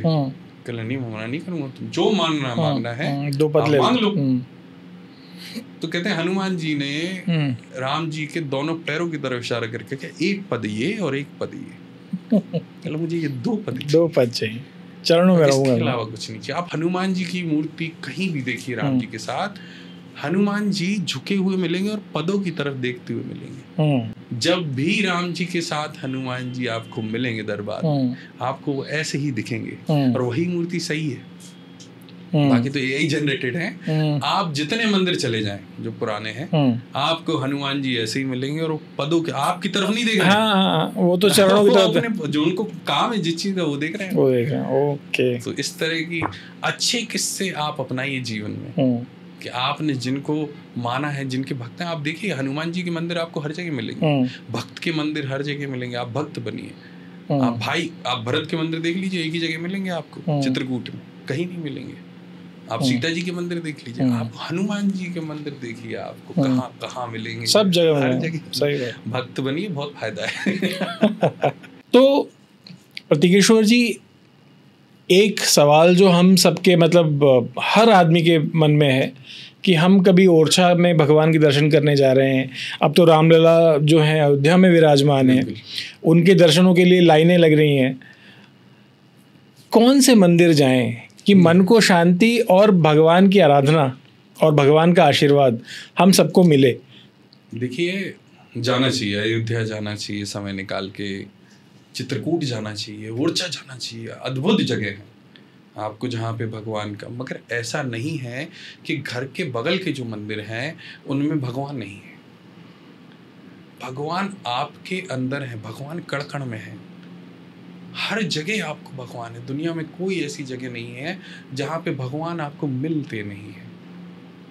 और आप मान के चलिए ना, होता क्या है कि घर की जो दाल है आपको खराब लगती है और बाहर की दाल हमेशा अच्छी लगती है, वैसे ही है। मैं एक आग्रह आपसे करना चाहूँगा, जब भी आप कोई भी मंदिर जाएं, किसी भी मंदिर जाएं, तो ये 2 लाइन आपको बोलनी है कि आप उनसे अपेक्षा नहीं रखें। देखिए एक बात समझिए मेरी आप, कि मान लीजिए भगवान आपको 1000 रुपये देना चाहते हैं, एग्जाम्पल है, भगवान आपकी तरफ आ रहे हैं, आप उनकी तरफ जा रहे हो, आप उनके पास जाओगे, भगवान मेरे को 20 रुपये दे दो, भगवान 30 दे देंगे, मगर मिल कितने सकते थे? 1000। आपकी जो प्लानिंग है उनकी प्लानिंग से अच्छी नहीं हो सकती। तो भगवान के सामने जब भी आप जाए ना, तो आप ये 2 पद बोले, जो ही विधिनाथ होई हित मोरा, करहूं सुबे की दास मैं तेरा। क्या मतलब है इसका? इसका मतलब है भगवान आपको जो सही लगता है, जो मेरे हित में है, और आपको जो सही लगता है वो आप कर दीजिए, इससे ज्यादा मुझे कुछ नहीं चाहिए। मैं एक बार एक मंदिर गया था, वहां पे पंडित जी मिले मुझे, जब हम पंडित नहीं थे। पंडित जी मिले मुझसे, आपके हाथ देख के मुझे ऐसा लगता है कि आपको साक्षात भगवान के दर्शन होंगे। तो आपको जब साक्षात भगवान के दर्शन होंगे तो आप क्या मांगोगे? मैंने पंडित जी से कहा, भगवान के अगर मुझे दर्शन हो ही गए तो मुझे फिर क्या मांगना है? सही बात, फिर क्या बचा? सही बात। मुझे हो ही गए दर्शन, तो अभी आंखें चली भी जाएं तो क्या फर्क पड़ता है? अभी आप ये जो आपने चौपाई सुनाई, आप काफ़ी भावुक हो गए ये सुनाते हुए, और मैं ये कई बार आपकी कथाएं जो सुनते हैं वो भी ये इस बात की चर्चा करते हैं कि पंडित जी जब सुनाते हैं कथा तो कई बार भाव विवल हो जाते हैं और काफ़ी भावुक भी हो जाते हैं। तो ऐसा अक्सर होता है या मतलब क्या रीज़न है इसके पीछे? देखिए, ये भी कथा का चमत्कार कहिए कि एक ही कथा को जब मैं दूसरी बार सुनाता हूँ तो मेरे भाव उससे ज़्यादा डबल होके निकलते हैं। आप मान के चलिए, भरत जैसा भाई आज की तारीख में मुझे अगर मिल जाए, जो मैं यहाँ बैठा हूँ और वो मेरे बारे में सोच रहा हो, इससे बड़ी क्या होती है? राम जैसा चरित्र आ जाए। जब राम जी को वनवास हुआ तो कौशल्या माँ के पास गए, माँ से बोले कि माँ एक बात बताइए कि भरत बड़ा है कि मैं बड़ा हूँ? तो माँ बोली तुम बड़े हो। कहले अयोध्या बड़ी है कि वन बड़ा है? वन बड़ा है। कि राजा किसको राज्य मिलना चाहिए, वन किसे मिलना चाहिए? जो बड़ा है। देखिए, तो इस तरीके से माँ को समझा रहे हो आप। समझिए, जब राम जी अंक में थे माँ की, जब बाहर आए तो उन्होंने चतुर्भुज दर्शन दिए बड़े।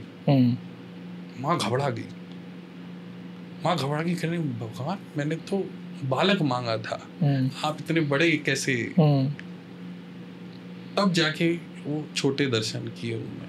कथा क्या कह रही? कथा कह रही है अपने माता पिता के सामने कभी बड़े मत बनिए। आप हमेशा उनके सामने जाते हैं, तन के बड़े हो जाते हैं, जरा सा काम कर जाते हैं। अब सोचिए, अगर ये आप पैदा हुए थे और बगल में फेंक दिए जाते तो क्या होता है? आपको इतना बड़ा करते हैं और आप उनको आंखें दिखाते हैं। उसी तरीके से मैं आपको एक अनुरोध करना चाहूँगा इस माध्यम से, कभी भी अगर आपके भाई से अगर झगड़ा हो जाए तो उनकी सजा उनके बच्चों को मत देना। कल जब बच्चे अपने माता पिता से झगड़ेंगे तो वो अपने चाचा के पास या अपने ताऊ के पास जाएंगे, किसी अगले व्यक्ति के पास नहीं जाएंगे जो उसको सिर्फ भड़काएगा। उन छोटे बच्चों को मत करिए, दूर मत करिए। ये छोटे बच्चे शिक्षा अपने चाचा ताऊ से लेते हैं। अगर आप भाई भाई में विरोध है, रखिए, आपको अगर मिटाव रखना है तो रख लीजिए, मगर उनके बच्चों को वो मत सिखाइए, नहीं तो ये गलत डायरेक्शन में जाएंगे, गलत चीज़ें पर। यही तो होता है आज की तारीख में। लव जिहाद है क्या? बिल्कुल। तो प्रतीकेश्वर जी, माया का मोह, शहरीकरण, कॉरपोरेट कल्चर, एजेंटिक AI, ये जो एंटरप्रेन्योरशिप्स हैं, स्टार्टअप्स हैं, इनका एंड गोल जो है वो to achieve fame, to achieve money and to ये जो पावर, सत्ता का मोह जो है कि पावर हो मेरे पास। तो किसी का जो उद्देश्य है वो है कि मैं पैसा हो, पावर हो और नाम हो, शोहरत। तो इसको लेकर के ये जो लोग लेके झंडा लेके चलते हैं इस बात का, उनको बेसिकली आप और आपकी जैसे फ्रेटर्निटी है, जो कथावाचक हैं, जो भगवान के दर्शन की बातें करते हैं, वो इसको काउंटर करते हैं। तो जब ये माया का मुंह है, और ये ऐसा नहीं है कि किसी कुछ 4 लोगों में है और आप उसको मना कर रहे हैं, ये सब में है और यही सिखाया जा रहा है, यही इंजेक्ट किया जा रहा है जो बच्चे भी बढ़ रहे हैं। बिल्कुल। तो इसको आप कैसे देखते हैं, और इसको ये सही है या गलत, इसको आप कैसे देखते हैं और इसके लिए क्या करना चाहिए? देखिए, मुझे ऐसा लगता है कि माया को आप नहीं छोड़ सकते। माया 2 तरह की होती है, बुरी माया, अच्छी माया। अच्छी माया को आप नहीं छोड़ सकते। माया, सीता माता को माया बोला जाता है, माया है। अच्छा। हाँ, तो माया से अगर आपको नुकसान हो रहा है, माया से आप परेशान हो रहे हैं, तो मायापति के पास जाइए। अच्छा जी। मायापति के पास जाएंगे तो आपको माया से नुकसान नहीं होगा जी। माया नुकसान जब देती है जब आप अधिक जो जीवन में आपको जीने के लिए जरूरी है, आपकी समस्या ही शुरू होती है जब आप उससे ज्यादा कमाने की कोशिश करते हैं। जी। आपको जीवन में जीने के लिए 10 रुपए की जरूरत है, अच्छी पढ़ाई, अच्छा सब कुछ बोल रहा हूँ उस 10 रुपए में। आप वो 11वें के रुपए के लिए आप जब परेशान हो रहे होते हैं, वही माया, खराब माया आपको गलत डायरेक्शन में ले जाती है। मायापति आपको सब वो देंगे जिसकी आपको ज़रूरत है। आप जब वो 1 रुपए कमाने की इच्छा रखते हैं, जब कहानी गड़बड़ हो जाती है, तो माया से आप नशे, आप देखिए, आपका नशा मुक्ति केंद्र है, आप सिगरेट का नशा नहीं छोड़ पा रहे हैं, दारू नहीं छोड़ पा रहे हैं, दुनिया में कई ऐसे नशे हैं जो आप नहीं छोड़ पा रहे हैं। मेरे मित्र कई उलझे हुए हैं इन चीज़ों में, तो मैं कभी उनको नहीं कहता हूँ कि आप उस नशे को छोड़ दीजिए। मैं उनसे कहता हूँ आप इससे बड़ा नशा करिए। अब कुछ लोग गलत ले जाते हैं, सिगरेट की जगह गांजा पीने लगते हैं। मेरा कहने का मतलब है कि आप भगवान का नशा करिए जी। एक ऐसा नशा है जो जीवन में आपको सारे नशे छुड़वा सकता है जी। आप परम नशा करिए, परमात्मा का नशा करके देखिए, आप हर चीज से मुक्त होकर जीवन को जीना सीख जाएंगे। अब रही बात कि भाई जीवन में सब कुछ प्राप्त करना है, फिर क्या करें? तो एक प्रसंग सुनाता हूँ आपको सिकंदर का, कि हम कितना पैसा कमा सकते हैं। सिकंदर जब आया भारत, तो यहाँ पे नदी किनारे एक साधु मिले उनको। साधु नग्न अवस्था में थे, आराम से बैठे हुए थे। सिकंदर गया बाहर, वहाँ पे गया, अपने सेनापति को बोला कि जाइए लेके आइए महाराज जी को, इंटरेस्टिंग आदमी लग रहे हैं। गए, चलिए महाराज, सिकंदर बुला रहे हैं आपको। कहले मैं नहीं जाऊँगा। कहले क्यों? कहने नहीं, मेरे को नहीं जाना। अरे विश्व विजेता, कोई विजेता, हम नहीं जा रहे। सिकंदर को बड़ा लगा कि यार मैं इतना बड़ा आदमी हुआ और मेरे कहने पे आ नहीं रहा है। सिकंदर के कह रहे महाराज मैं आपसे मिलने आया हूँ। कह रहे अच्छा कौन? कहले सिकंदर। कौन सिकंदर? कह मैं दुनिया जीतना चाहता हूँ, भारत आया हूँ जीतने के लिए। कहले क्या उद्देश्य है तुम्हारा? कहले बहुत पैसा कमाना। फिर सारे राज्य, सारा देश, सारी दुनिया को जीतना। फिर अपना वर्चस्व लहरा देना, झंडा लगा देना। फिर कहले फिर मैं चैन की नींद सोऊंगा। कहले वो तो मैं सो रहा हूँ।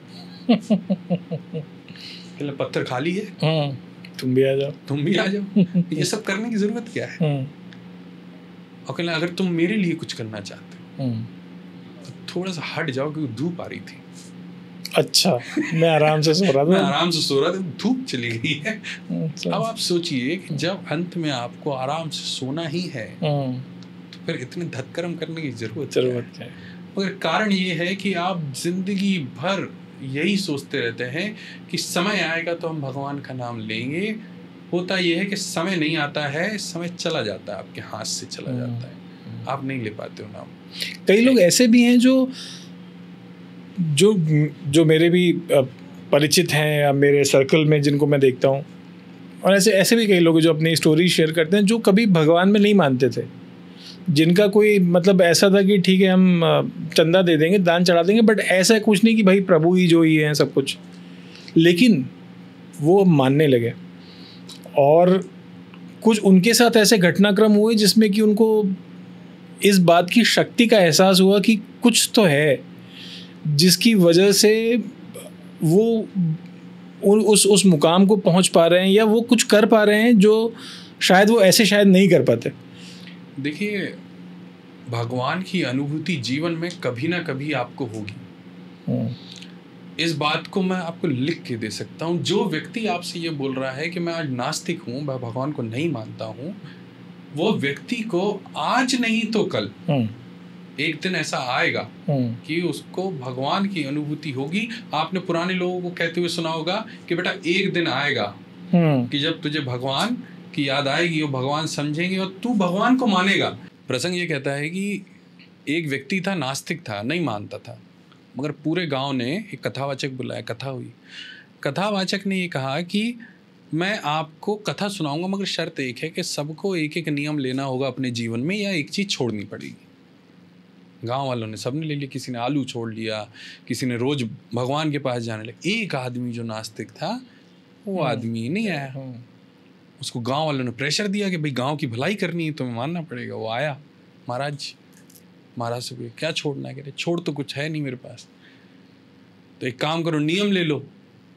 नियम क्या लूँ महाराज, आप बताओ क्या लेंगे? तो उसने सोच समझ के बोला कि इजी सा कुछ देख लेते हैं। तो सामने एक कुम्हार रहता था, तो घर के सामने मेरे कुम्हार रहता है महाराज, मैं उसके दर्शन करूंगा, उसके बाद ही खाना खाऊंगा। ठीक है, तथास्तु, तुम्हारा कल्याण हो। 1-2 साल तक रोज सुबह उठे, कुम्हार के दर्शन करे, खाना खा ले। एक दिन कुम्हार ऊपर मिट्टी लेने गया था पहाड़ पे, तो घर गया तो बीवी मिली, क्या तो मिट्टी लेने गया, मुझे भूख लग रही, पहुंच जाऊँ क्या? आप एक काम करो, पहाड़ चले जाओ। गए तो पहाड़ पे ऊपर तरफ कुम्हार जो है खोद रहा था, तो कुम्हार को वहाँ पे घड़ा मिला सोने का। कुम्हार को घड़ा मिला सोने का, तो यहाँ से नीचे से मालिक ने देखा ऊपर, तो कुम्हार ने छुपा लिया। तो नीचे से महाराज जी को देख के बोला कि हाँ भाई साहब क्या हुआ? कहने नहीं मैं तो दिख गया मुझे। अच्छा, मैं तो देखने आया, दिख गया। उसको लगा यार दिख गया इनको, गला दिख गया उनको। कहले क्या क्या? कहले नहीं हो गया मेरा, देख लिया मैंने सब, जा रहा हूँ मैं। कहले रुको महाराज, कहाँ जा रहे हो आप? आधा आधा कर लेते। कहले क्या आधा आधा कर लेते? कहले वही जो आपको दिख गया, चतुर तो था वो। तो ऊपर आया कि क्या दिख गया? नहीं ये सोना मिला, आधा आधा कर लेते हैं। तो सर पकड़ के रोने लग गया वो। रो क्यों रहे? कहले मैंने झूठे नाम से भगवान से एक नियम लिया था, झूठे मन से, और मुझे ये आधा सोना मिल रहा है। अगर मैंने सच्चे दर्शन, मैंने कुम्हार के दर्शन करे रोज, मैंने अगर भगवान के दर्शन किए होते तो मुझे क्या मिल गया? बिल्कुल। तो कथाएं सारी आपको, ये कुछ कथाएं देखिए लालची लोगों के लिए, लालची वाली कथा है। एक व्यक्ति था, पलंग पे लेटा हुआ था, मरने की स्थिति थी, तो बोलता है बीवी से कि मेरा बेटा कहाँ है? ये खड़ा महाराज। बड़ा बेटा वो पाँव के पास है, बेटी ये खड़ी है। सब यहीं हो तो दूसरे कमरे में पंखा क्यों चल रहा है? जिस आदमी ने जीवन भर पैसा पैसा किया, वो आखिरी में भगवान नहीं कर सकता। आखिरी में भी उसको पैसा ही दिख रहा होगा। एक और प्रसंग है, एक आदमी छत से गिर रहा था, बीवी किचन में रोटी बना रही थी। अभी भगवान को याद कर लो, अभी भी नहीं कर रहा। वो खिड़की से बोल रहा है कि आज मेरा खाना मत बनाना, मैं नहीं आ पाऊंगा। पंडित जी, ये वाली प्रसंग भी आपकी कथाओं में रहते हैं? हाँ, कुछ लोग कंजूस रहते हैं। आप देखें दान के समय, एक व्यक्ति ने कहा कि भगवान मुझे 50,000 रुपये दिलवा दो, मैं आपको 5 रुपये चढ़ाऊंगा। नसीब में था तो 50,000 मिल गए, कोई सोई जो राम रची राखी। अब ये जाए तो 5 रुपये जो है वो ऐसे कस के पकड़ ले, भगवान को देने का मन नहीं है उसका, बस भगवान को चढ़ाना है, तो ऐसे कस के पकड़, कस के पसीना आ गया।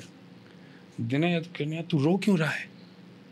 तुझे मेरे पास से जाना नहीं है, मत रो। भगवान ये इसको रोना किसी को रुलाना नहीं, जी पापा जी मेरे। कैसे कई प्रसंग हैं। देखिए क्या है, सबको समझाने के लिए हर तरह के प्रसंग इस्तेमाल होते हैं। एक बार एक व्यक्ति ने भगवान को बोला कि जो भी आएगा मैं आधा आपको दे दूंगा, एक काम करना, आपको जितनी इच्छा आप रख लेना, आप मुझे ये करवा दो। हो गया, पैसे लेके आया, तो अब भगवान को देने हैं नहीं, क्या करें? कहले भगवान मैं एक लाइन खींच देता हूँ और मैं पैसे फेंकूंगा, जितने आपको चाहिए लाइन के उस तरफ रख लेना, जितने मुझे चाहिए होंगे लाइन की इस तरफ होंगे, फेंकना आपके हाथ में था। तो वो फेंके तो लाइन के इधर ही फेंके, उधर जाए नहीं। तो ये तो फिर भी ठीक है। एक आदमी आया तो उसने लाइन मिटा दी कि भगवान मैं पिछले वाले की तरह नहीं हूँ, मैं तो हवा में फेंक रहा हूँ, आप ऊपर रहते हो। जितने हवा में रुक जाएं उतने आपके, जितने नीचे गए। अचरज कहानी है दान की, ऐसी कहानी चलती रहती। तो दान क्या है फिर? अगर लोग दान दक्षिणा जिसकी हम बात करते हैं, बहुत कॉमन वर्ड है, तो दान की प्रवृत्ति क्या है, दान क्या है, और सार्थक दान और असार्थक दान? देखिए, अब ये नहीं कहिए कि कथावाचक हूँ इसलिए मैं दान की बात कर रहा हूँ, मगर मैं आपको एक बात कह रहा हूँ कि आप जब दान किसी को देते हैं तो आपके घर की सबसे बेकार साड़ी क्यों दान देते हैं? हमने देखा है कि लोग कोई लेने आया तो आप उसको घर की सबसे पुरानी साड़ी उठा के देते हैं, या फिर ऐसी साड़ी खरीदने भी जाते हैं जो 100 रुपये 200 रुपये, या मतलब ऐसी जो आपके घर में कोई नहीं पहनेगा तो दूसरे के घर में कैसे कोई पहनेगा, ये बात। आपके घर में जो चीज़ खराब हो रही होती है वो आप दान करते हो। आपके बच्चे जो कपड़े फेंक चुके होते हैं वो आप दान कर रहे होते हो।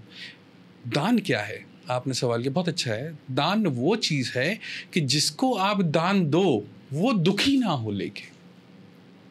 सिंपल डेफिनेशन अगर आपको ये समझनी है कि आप दान वो दे रहे हो जिससे सामने वाले को दुख मिल रहा है, तो वो आपको कैसे दुआ देगा, कैसे शुभेच्छा देगा अपनी, वो कैसे करेगा? तो दान का मतलब पैसा नहीं है। आप एक बात भी समझो, आप किसी को समय दे सकते हो। आपको गाना आता है, आप गाना गा दो। आपको नाच आ रहा है और आपके नाचने से कोई खुश हो रहा है, आप ऐसा कर दो। किसी के साथ बैठने को भी दान कह सकते हैं अगर आपको उसकी ज़रूरत है। दान कहते हैं उसको जिससे सामने वाले को खुशी मिले। और मैं आपके चैनल के माध्यम से एक बात कहना चाहता हूँ, अदरवाइज बहुत सारे लोग हो सकते हैं अगेंस्ट हो, मगर मेरी बात समझें।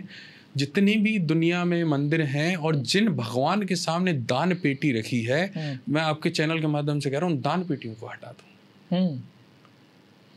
आप बताइए ना, आप किन लोगों के सामने दान पेटी देखते हैं? कौन व्यक्ति होता है जो थाली लेके बैठा रहता है और आपसे पैसे मांगता है? मैं समझ रहा हूँ जो आप कहना चाह रहे हैं। हाँ। आप वही चीज भगवान के सामने कर रहे हैं। मतलब भगवान के सामने दान पेटी आप रख के कह रहे हैं कि पहले दान दे दो, फिर मैं दर्शन दूंगा, या फिर मैं कुछ करूंगा। पंडित भी जो बैठा रहता है वो देखता रहता है, 100 रुपये इसने दिए, इसको बड़ा प्रसाद देना है। कहाँ भक्ति रही? आप किस तरह से आप दान पेटी रखो ना, आपकी सो इच्छा मंदिर की इधर रख दो। भगवान के सामने दान पेटी रखने का, आप जिस कारण से वहाँ गए हो, जो इच्छा से वहाँ गए हो, जो मन लगाने की बात है, जो प्रेम करने की बात है भगवान से, वो खत्म कर देते हो आप। मान लीजिए आप 2 मित्र हैं, एक मित्र की जेब में 10 रुपये हैं और एक की जेब में 100 रुपये हैं। एक 100 रुपये दान करना चाहता है, एक 10 रुपये। 100 रुपये वाला जैसे ही दान करेगा, 10 रुपये वाला जो है वो दान नहीं करेगा। वो सोचेगा यार मैं क्या करूं, ये देख रहा है। खत्म। जब तर्क आ जाए आपकी बुद्धि में, आपके सामने तर्क आ जाए भगवान का दर्शन करते समय, आपका दर्शन व्यर्थ हो गया। जो चीज़ यहाँ से करनी चाहिए, आप अगर यहाँ से करने लग गए तो आपका दर्शन व्यर्थ हो गया। आप भगवान को प्राप्ति की तरफ नहीं, आप सिर्फ एक कार्य करने गए थे। आप अपने ऑफिस जाते हो, आप ऐसे अगरबत्ती लगाते हो। अगरबत्ती क्यों लगाते हो? वो इसलिए लगाते हो कि आज मेरा धंधा अच्छा हो, आज मेरे ग्राहक अच्छे हो, आज मेरी जो डील है वो अच्छी हो जाए। अरे प्रेम से लगा दो कभी।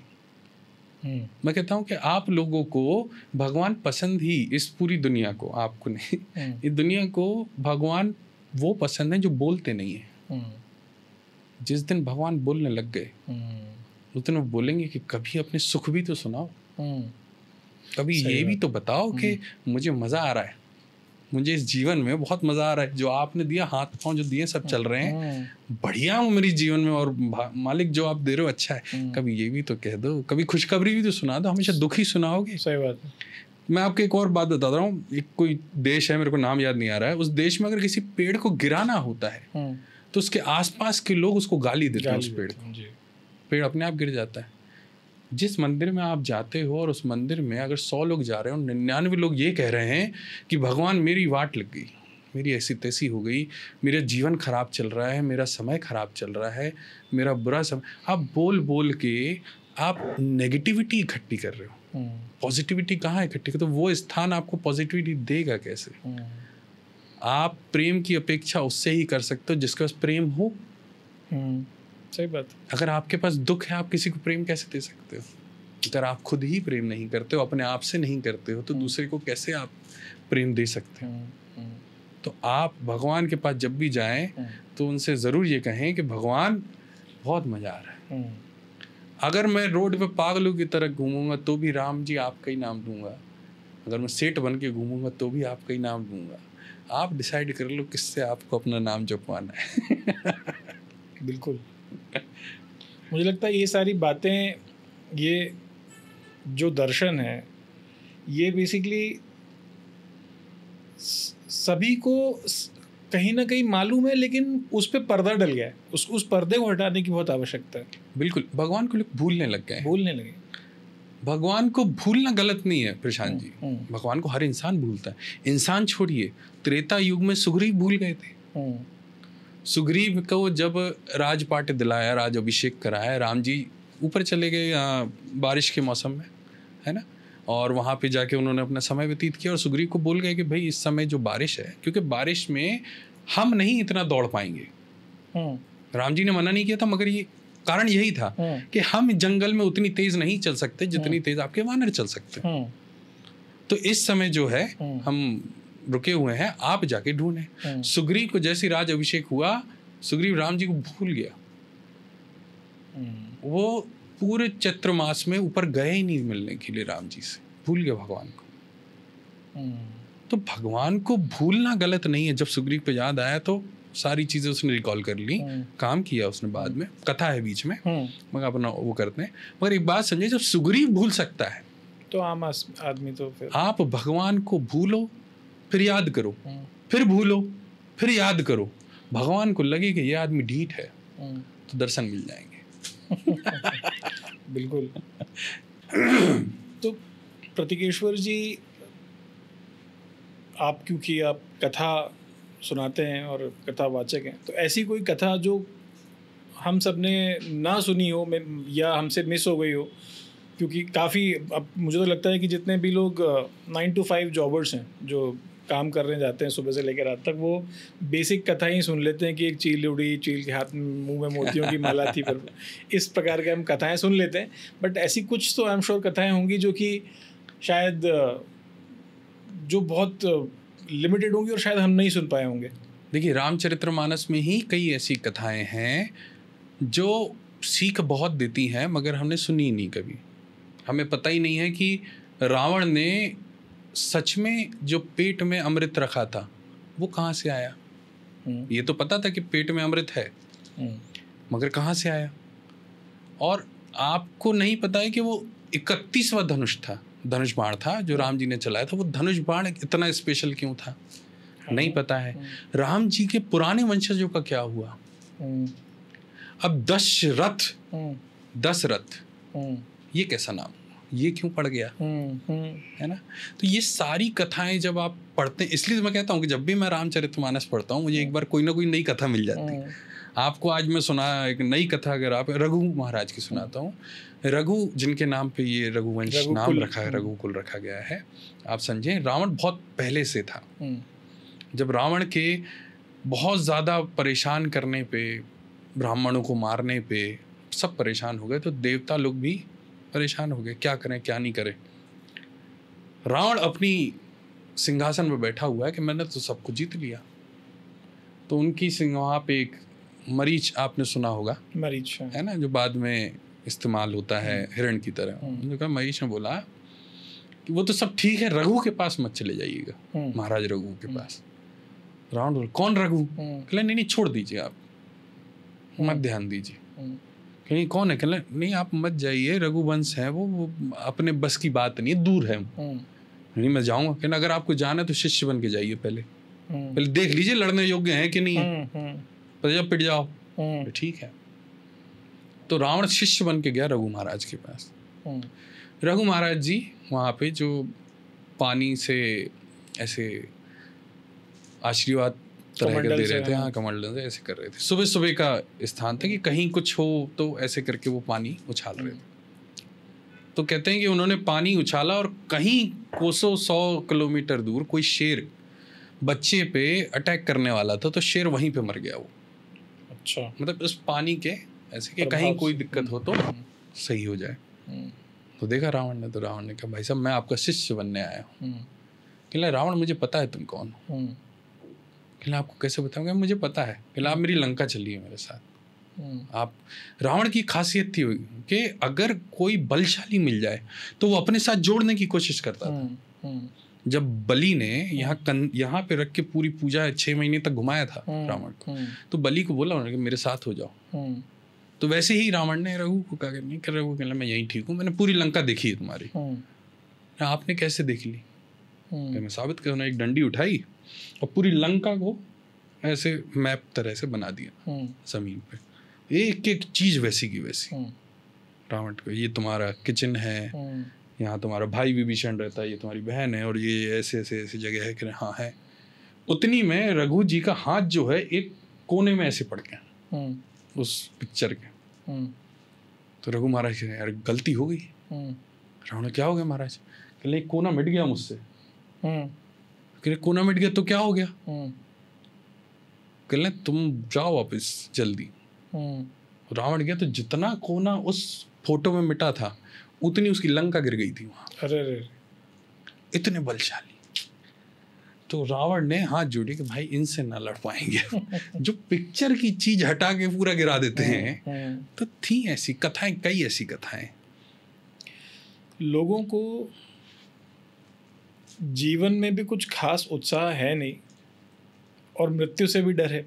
हाँ, तो जीवन का उत्साह बने और मृत्यु के भय से, के चक्र से, इस उथल पुथल से अगर किसी को निजात पानी हो तो क्या करे?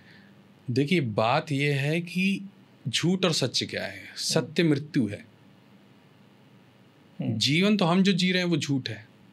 ये सब एक सपना है जो आप जी रहे हो, क्योंकि ये आपके और आपके आसपास के लोग 100 साल बाद कोई नहीं बचेगा जिनके लिए आप जी रहे हैं, जिनकी बातें कर रहे हैं, जिनसे बातें कर रहे हैं, इनमें से कोई नहीं बचेगा। सोचिए आपका अस्तित्व खत्म है, जीरो है, आपको याद करने वाले भी कोई नहीं। तो ये एक झूठ है जी। जीवन एक झूठ है। एक राजा परीक्षित हुआ करते थे, भागवत जिनसे रिलेटेड है। उनको ये कहा गया था कि 7 दिन में तुम्हारी मृत्यु हो जाएगी। जब 7वां दिन आया तो वो सुखदेव जी के पास, सुखदेव जी से कथा सुन रहे थे भागवत। 7वें दिन बोले कि महाराज मृत्यु, आज मैं मरने वाला हूँ, मैं क्या करूँ, मैं तो अभी भी घबरा रहा हूँ, मैं मरना नहीं चाहता हूँ। परीक्षित कौन थे? परीक्षित आपके अर्जुन के बेटे के बेटे। तो मैं घबरा रहा हूँ, क्या करूँ? बल्कि राजा परीक्षित का राज्य ऐसा था कि कोई ताला नहीं लगाता था, जो लॉकअप्स होते थे वो सड़ गए थे, कोई पाप नहीं था, कुछ नहीं था, मगर अब शाप था, शाप था। तो 7वें दिन उन्होंने, सुखदेव जी ने बताया कि मैं एक कथा बता रहा हूँ तुमको, सुनो। एक राजा था, जंगल में दौड़ते दौड़ते घूम गया। एक दिन घूम के एक कुटिया में पहुंचा। कुटिया में देखा तो एक बहुत अजीब सा व्यक्ति था और वहीं पे मल मूत्र वगैरह कर लेता था, क्योंकि पाँव से चल नहीं पा रहा था, तो वहीं कोने में कर लेता था। मगर रात हो गई थी और राजा को रुकना जरूरी था। क्या करता वो? तो वो गया और वो जाके उनसे बोला कि भाई साहब मैं रुकना चाहता हूँ। उन्होंने मना कर दिया। आप मना क्यों कर रहे हो? मना मैं इसलिए कर रहा हूँ क्योंकि जो भी यहाँ रहता है ये मेरे सुगंध से, मलमूत्र देख के सुबह तक वो यहाँ से जा नहीं पाता, फिर वो यहीं का रह जाता है। तो राजा कह रहा है ये कैसे हो सकता है? सुगंध बोला, गंदा है, सब है, फिर भी कहले हाँ ये गंदा है और सब है, फिर भी जाते नहीं, मुझे भगाना पड़ता मेरे को। महाराज कहले नहीं ऐसा कुछ नहीं होगा, मुझे सोने दो। सो गए।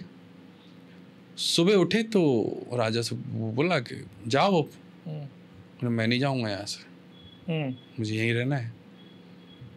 तो सुखदेव ने परीक्षित से पूछा कि राजा अपने सारे जो धर्म, जो ओरिजिनल उसका काम था, वो छोड़ के वो मल मूत्र जैसी जगह पे रहने को तैयार क्यों हो रहा है, बताओ। क्या राजा बेवकूफ़ है? आप बताओ। वो जो राजा रुका उस झुग्गी में, झोपड़ी में, वो राजा सही कर रहा था क्या? वो अपने सारे मेन जो उद्देश्य जीवन का था वो छोड़ के वो वहाँ से जा नहीं रहा है। क्या वो राजा सही था? नहीं, बेवकूफ़ था ना। तो परीक्षित ने पूछा कि कौन है वो राजा, सुखदेव जी से। कहले तुम हो वो राजा। कह रहे इस मलमूत्र की दुनिया में, इस दुनिया में जो सब कुछ आपका सपना है और तुम यहाँ से नहीं जाने की जिद कर रहे हो, उसी तरीके से हो राजा है कि यही तो है, ये सब क्या है, ये सब सपना है, कुछ भी नहीं, मृत्यु सत्य है। तब राजा परीक्षित को समझ में आया। जन्म और मृत्यु से एक और, मुझे अभी आप जब बात कर रहे थे कि कोई डॉक्टर साहब थे जो जिन्होंने मृत्यु देखी, और मैं नाम नहीं लूँगा, मगर हमारे यहाँ एक हॉस्पिटल है, ये हॉस्पिटल में जो डॉक्टर साहब थे और हमारी उनकी हमेशा चर्चा हुआ करती थी कि भगवान है या नहीं है।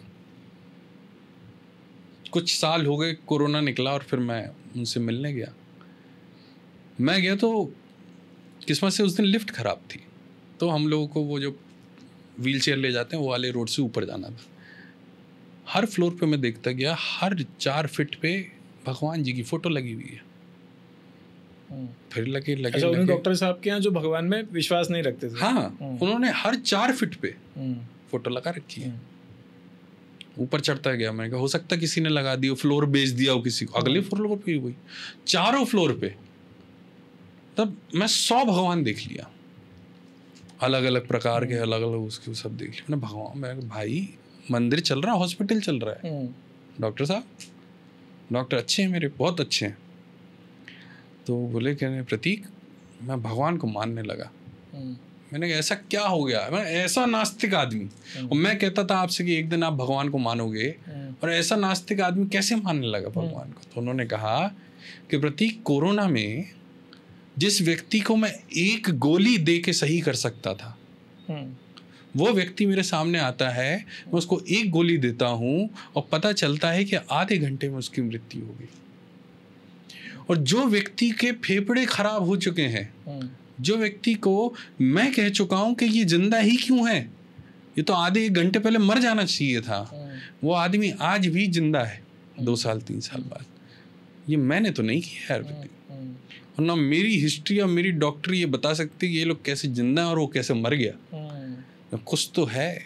उनका आस्था आ गई, उनकी आस्था आ गई कि मेरे अलावा, हम जैसे ज्ञानियों के अलावा भी इस सृष्टि को चलाने वाला कोई और है। ज्ञान के परे परा ज्ञान। बिल्कुल सही बात है।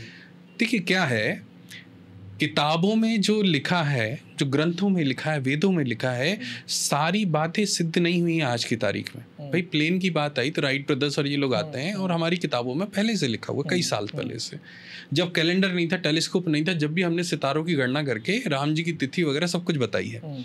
हर तरीके से साइंस ने प्रूफ किया है कि इसमें जो लिखा है, जितना प्रूफ कर पाए उतना सही है। तो आप ये नहीं कह सकते कि जो इसमें नहीं लिखा है वो गलत होगा। इसका मतलब ये है कि हम आज तक सक्षम नहीं हैं उस बात को जानने की। दोनों पहलू हैं। बिल्कुल। तो अगर उस समय कुछ लिखा है और आज आप नहीं समझ पा रहे हो, इसका मतलब हमारी क्षमता नहीं है उस बात को समझने की।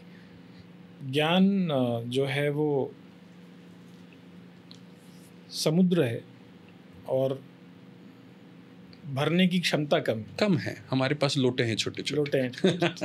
तो प्रतीकेश्वर जी, एक श्लोक है, श्लोक का उद्धृत है, अंश है, कर्मण्येवाधिकारस्ते। हाँ, कर्म की इसमें बात की गई। और धर्म तो ध्वजा है, धर्म ध्वजा लेकर जब कोई चलता है तब मानते हैं कि उसकी विजय निश्चित है। तो धर्म बड़ा है या कर्म बड़ा है? हाँ, आपके हिसाब से क्या है? हमारी बात भी हो रही थी आज सुबह शायद इस विषय पे। मुझे लगता है वो कर्म, मतलब ये मेरा ऐसा मानना है, मैं कोई विद्वान इसमें नहीं होता है कभी कभी कि हम पूछने लग जाएं, होस्ट वो हो जाता है। बिल्कुल। मुझे, मेरा ऐसा मानना है, और जो मैं शायद फॉलो भी करता हूँ, कि वो कर्म जिसे करने से किसी का अहित नहीं होता, और वो कर्म जिसे करने से कोई और चीज़ पॉजिटिविटी या पॉजिटिवली बढ़ती है, वो कर्म ज़्यादा बेटर है अंधधर्म या अंधश्रद्धा के कंपैरिजन में। सो मैं एक्चुअली कंपैरिजन नहीं कर रहा हूँ, बट मैं जो मानता हूँ कि वो कर्म, जो आपने बिल्कुल सही बात कही, गलत नहीं कही, कि किसी व्यक्ति का अगर कोई फ़ायदा हो रहा है और वो हम कर्म कर रहे हैं और वो पॉजिटिवली बढ़ रहा है, तो वो कर्म गलत नहीं हो सकता। मगर बताएगा कौन कि वो जो कर्म है वो वही है जिससे उस व्यक्ति का भला हो रहा है। हाँ बिल्कुल बिल्कुल, ये काम करता है धर्म। ठीक है। इसलिए कहते हैं कर्म के साथ जो धर्म मिल जाए, धर्म युक्त कर्म जो हो जाए, वही सही कर्म कहलाता है। देखिए, शराब बेचने वाला अपना कर्म कर रहा है, भले ही वो शराब नहीं पीता है, मगर क्या वो सही कर रहा है? नहीं कर रहा है। शराब पीने वाला क्या सही कर रहा है? नहीं कर रहा है। मांस बेचने वाला सही कर रहा है? नहीं कर रहा है। ये भी तो सब कर्म है। कर्म तो सभी हैं, मगर इसमें धर्म की कमी है। अब कई लोग बोलते हैं कि मेरा बॉस भले ही कुछ भी गलत कर रहा हूँ, मैं तो अकाउंटिंग कर रहा हूँ, मैं तो इस डिपार्टमेंट में अकाउंटिंग कर रहा हूँ ना, मैं तो अपना कर्म कर रहा हूँ। बॉस भले ही किसी ड्रग्स का व्यापारी है, मगर मैं तो अकाउंटिंग कर रहा हूँ। कर्म में धर्म नहीं है। अगर आपके कर्म से किसी का हित नहीं हो रहा है, किसी का अहित हो रहा है, कुछ गलत हो रहा है या कुछ गलत हो सकता है, आप जानते हुए भी अगर ये काम कर रहे हो तो आप गलत काम कर्म कर रहे हो, और ये बात आपको धर्म बताता है। एक और तरीका आप समझिए, अगर धर्म नहीं होता तो कौन बताता है कि किसी व्यक्ति की माँ है, किसी व्यक्ति की बहन है, किसी व्यक्ति की बहन बीवी है। एक औरत के ये डिफरेंसेस कौन बता रहा है? ये धर्म बता रहा है। नहीं तो सब बराबर होते, फिर क्या होता? सबका नजरिया देखने का तरीका कौन बदलता है? भाई को भाई की तरह देखने का तरीका कौन बदलता है? चाचा को, ताऊ को, रिश्तेदारी को, किसी पराई स्त्री को आपके देखने का तरीका आपका धर्म समझाता है। और फिर वो जो आप कार्य करते हो वो धर्म के साथ करते हो तो वो कार्य सही हो जाता है। इसलिए धर्म के साथ जो कर्म जुड़ेगा वही कार्य सही है, और कोई कार्य सही नहीं है। और इसको जानने के लिए आपको रामचरितमानस, भागवत गीता, कथा करना ज़रूरी है, कथा को पढ़ना ज़रूरी है। यहीं से आपको मिलेगा, क्योंकि सही बात है, आप जिस जीवन में जी रहे हो आप पढ़ने का नहीं कर पा रहे हो, समय नहीं निकाल पा रहे हो, सुन तो सकते हो। बिल्कुल, सुनी तो जा सकती है। सुनी तो जा सकती है। तो सुनते हुए कुछ कोई ऐसा धर्मोपदेश या कुछ ऐसा जो आप देना चाहेंगे? देखिए क्या है, मैं ये कहना चाहूँगा कि जीवन सुधारना हो, क्योंकि मुझे ऐसा नहीं लगता है कि किसी का जीवन सुधरा हुआ है आज की तारीख में। इस बात पे तो काफ़ी चर्चा होती है कि जीवन सुधारने के लिए क्या करें। लोग किताबें खरीदते हैं, how to be happy in life, लोगों के पास भी जाते हैं। आजकल तो साइकोलॉजिस्ट हो गए हैं, आजकल तो डिप्रेशन, एंजाइटी जैसी बीमारियां बहुत होने लगी हैं, कॉमन हो गई हैं। ये बीमारियां पहले होती भी थी तो शायद घर वाले ही सॉल्व कर लेते थे आपस में। देखिए क्या है, धर्म की कमी के कारण ये सब बल जो घट रहा है, जो आप दुनिया से लड़ नहीं पा रहे हो, उनको फेस नहीं कर पा रहे हो, इसी वजह से ये आपकी ये बीमारियां आ रही हैं। ठीक है, धर्म कैसे समझें? कथा सुने, कथा अटेंड करें। जीवन में कोई भी कार्य करें, मैं आपको एक मंत्र दे रहा हूँ, जीवन में कोई भी काम करें, बहुत कॉमन चीज़ है, श्री राम जय राम। इसको 11 बार पढ़ के करें। श्री राम जय राम, इसको 11 बार पढ़ें और कोई भी कार्य शुरू करें। आपको अगर उसमें 90% बल दिखता होगा, आपको 100% दिखेगा। ये कथा के सार हैं। अब जिस दिन आप कथा को समझते हैं, सुनते हैं, कहाँ से? यहाँ से। यहाँ से आप जिस दिन उसको सुन लेंगे, वो कथा को अटेंड कर लेंगे, आप, अरे हनुमान जी हर कथा हर बार सुनते हैं फिर भी उनको वही रस है। वो रस कैसे आता है? क्योंकि आप अपने जीवन में उसको अप्लाई करते हैं। और आप जीवन में अगर अप्लाई करने लग गए, देखिए ना, अगर घर की बहू जो है सही तरीके से उनको उनकी माता से सही तरीके से धर्म और ज्ञान मिला होता तो उनका जो ससुराल है वो अयोध्या से कम नहीं होता। सही बात। यही पति के ऊपर अप्लाई होता है। और ये समझाएगा कौन? एग्जाम्पल आप दे रहे हो, मुझे घर चाहिए अयोध्या जैसा, मगर अयोध्या का घर कैसा था? तो ये तो रामचरितमानस पढ़ के चलेगा। मुझे पति राम जैसा चाहिए। राम कौन थे? ये रामचरितमानस बताएगा। भाई भरत जैसा चाहिए है। भरत कौन था? भरत की कला क्या थी, क्वालिटीज क्या थी? ये रामचरित। अरे पढ़ो तो सही, पढ़ोगे नहीं तो पता कैसे चलेगा? एपिसोड मत देखो। बिल्कुल बिल्कुल। जहाँ से ऑथेंटिक इन्फॉर्मेशन मिले वो करें, नहीं तो कथा सुने। कथावाचक कभी भी स्टेज पे जाके या टीचर कभी भी स्टेज पे जाके कुछ गलत नहीं बोल सकता, ये स्वाभाविक रहता है। तो आप सबसे अनुरोध है कि कथा सुने, स्कूल में, कॉलेज में, जहाँ भी मौका मिले थोड़ा समय निकालें और कथा ज़रूर सुने, और आपके थ्रू सुने। आपके थ्रू आपके कोई मिलता है तो मुझे बुलाइएगा, मैं सुनाऊंगा, मुझे बड़ा आनंद मिलता है। तो ये एक बहुत अलग पॉडकास्ट था। यहाँ आज हमने चर्चा की रामचरितमानस की, रामायण की, प्रभु श्री राम के जीवन की, इनसे जुड़े हुए सभी पात्रों की और उनकी अपनी कहानियों की। ये सारी कहानियाँ हमारे जीवन में अगर हम आत्मसात कर लें तो हो सकता है कि हम पुरुषोत्तम तो नहीं बन पाएंगे, लेकिन उत्तम पुरुष बनने की ओर ये पहला कदम ज़रूर हो सकता है। तो आज के इस पॉडकास्ट को हम यहीं समाप्त करते हैं। प्रतीकेश्वर महाराज के जो कॉन्टैक्ट डिटेल्स हैं ये आपको इस डिस्क्रिप्शन में, इस पॉडकास्ट के डिस्क्रिप्शन में आपको मिल जाएंगे। किसी अन्यथा अंग्रेज़ी शब्दों का प्रयोग किए बिना आज हम इस पॉडकास्ट का समापन एक मंत्र के साथ करेंगे जो अभी हमें प्रतीकेश्वर महाराज जी ने बताया। श्री राम, जय जय राम। नमस्कार।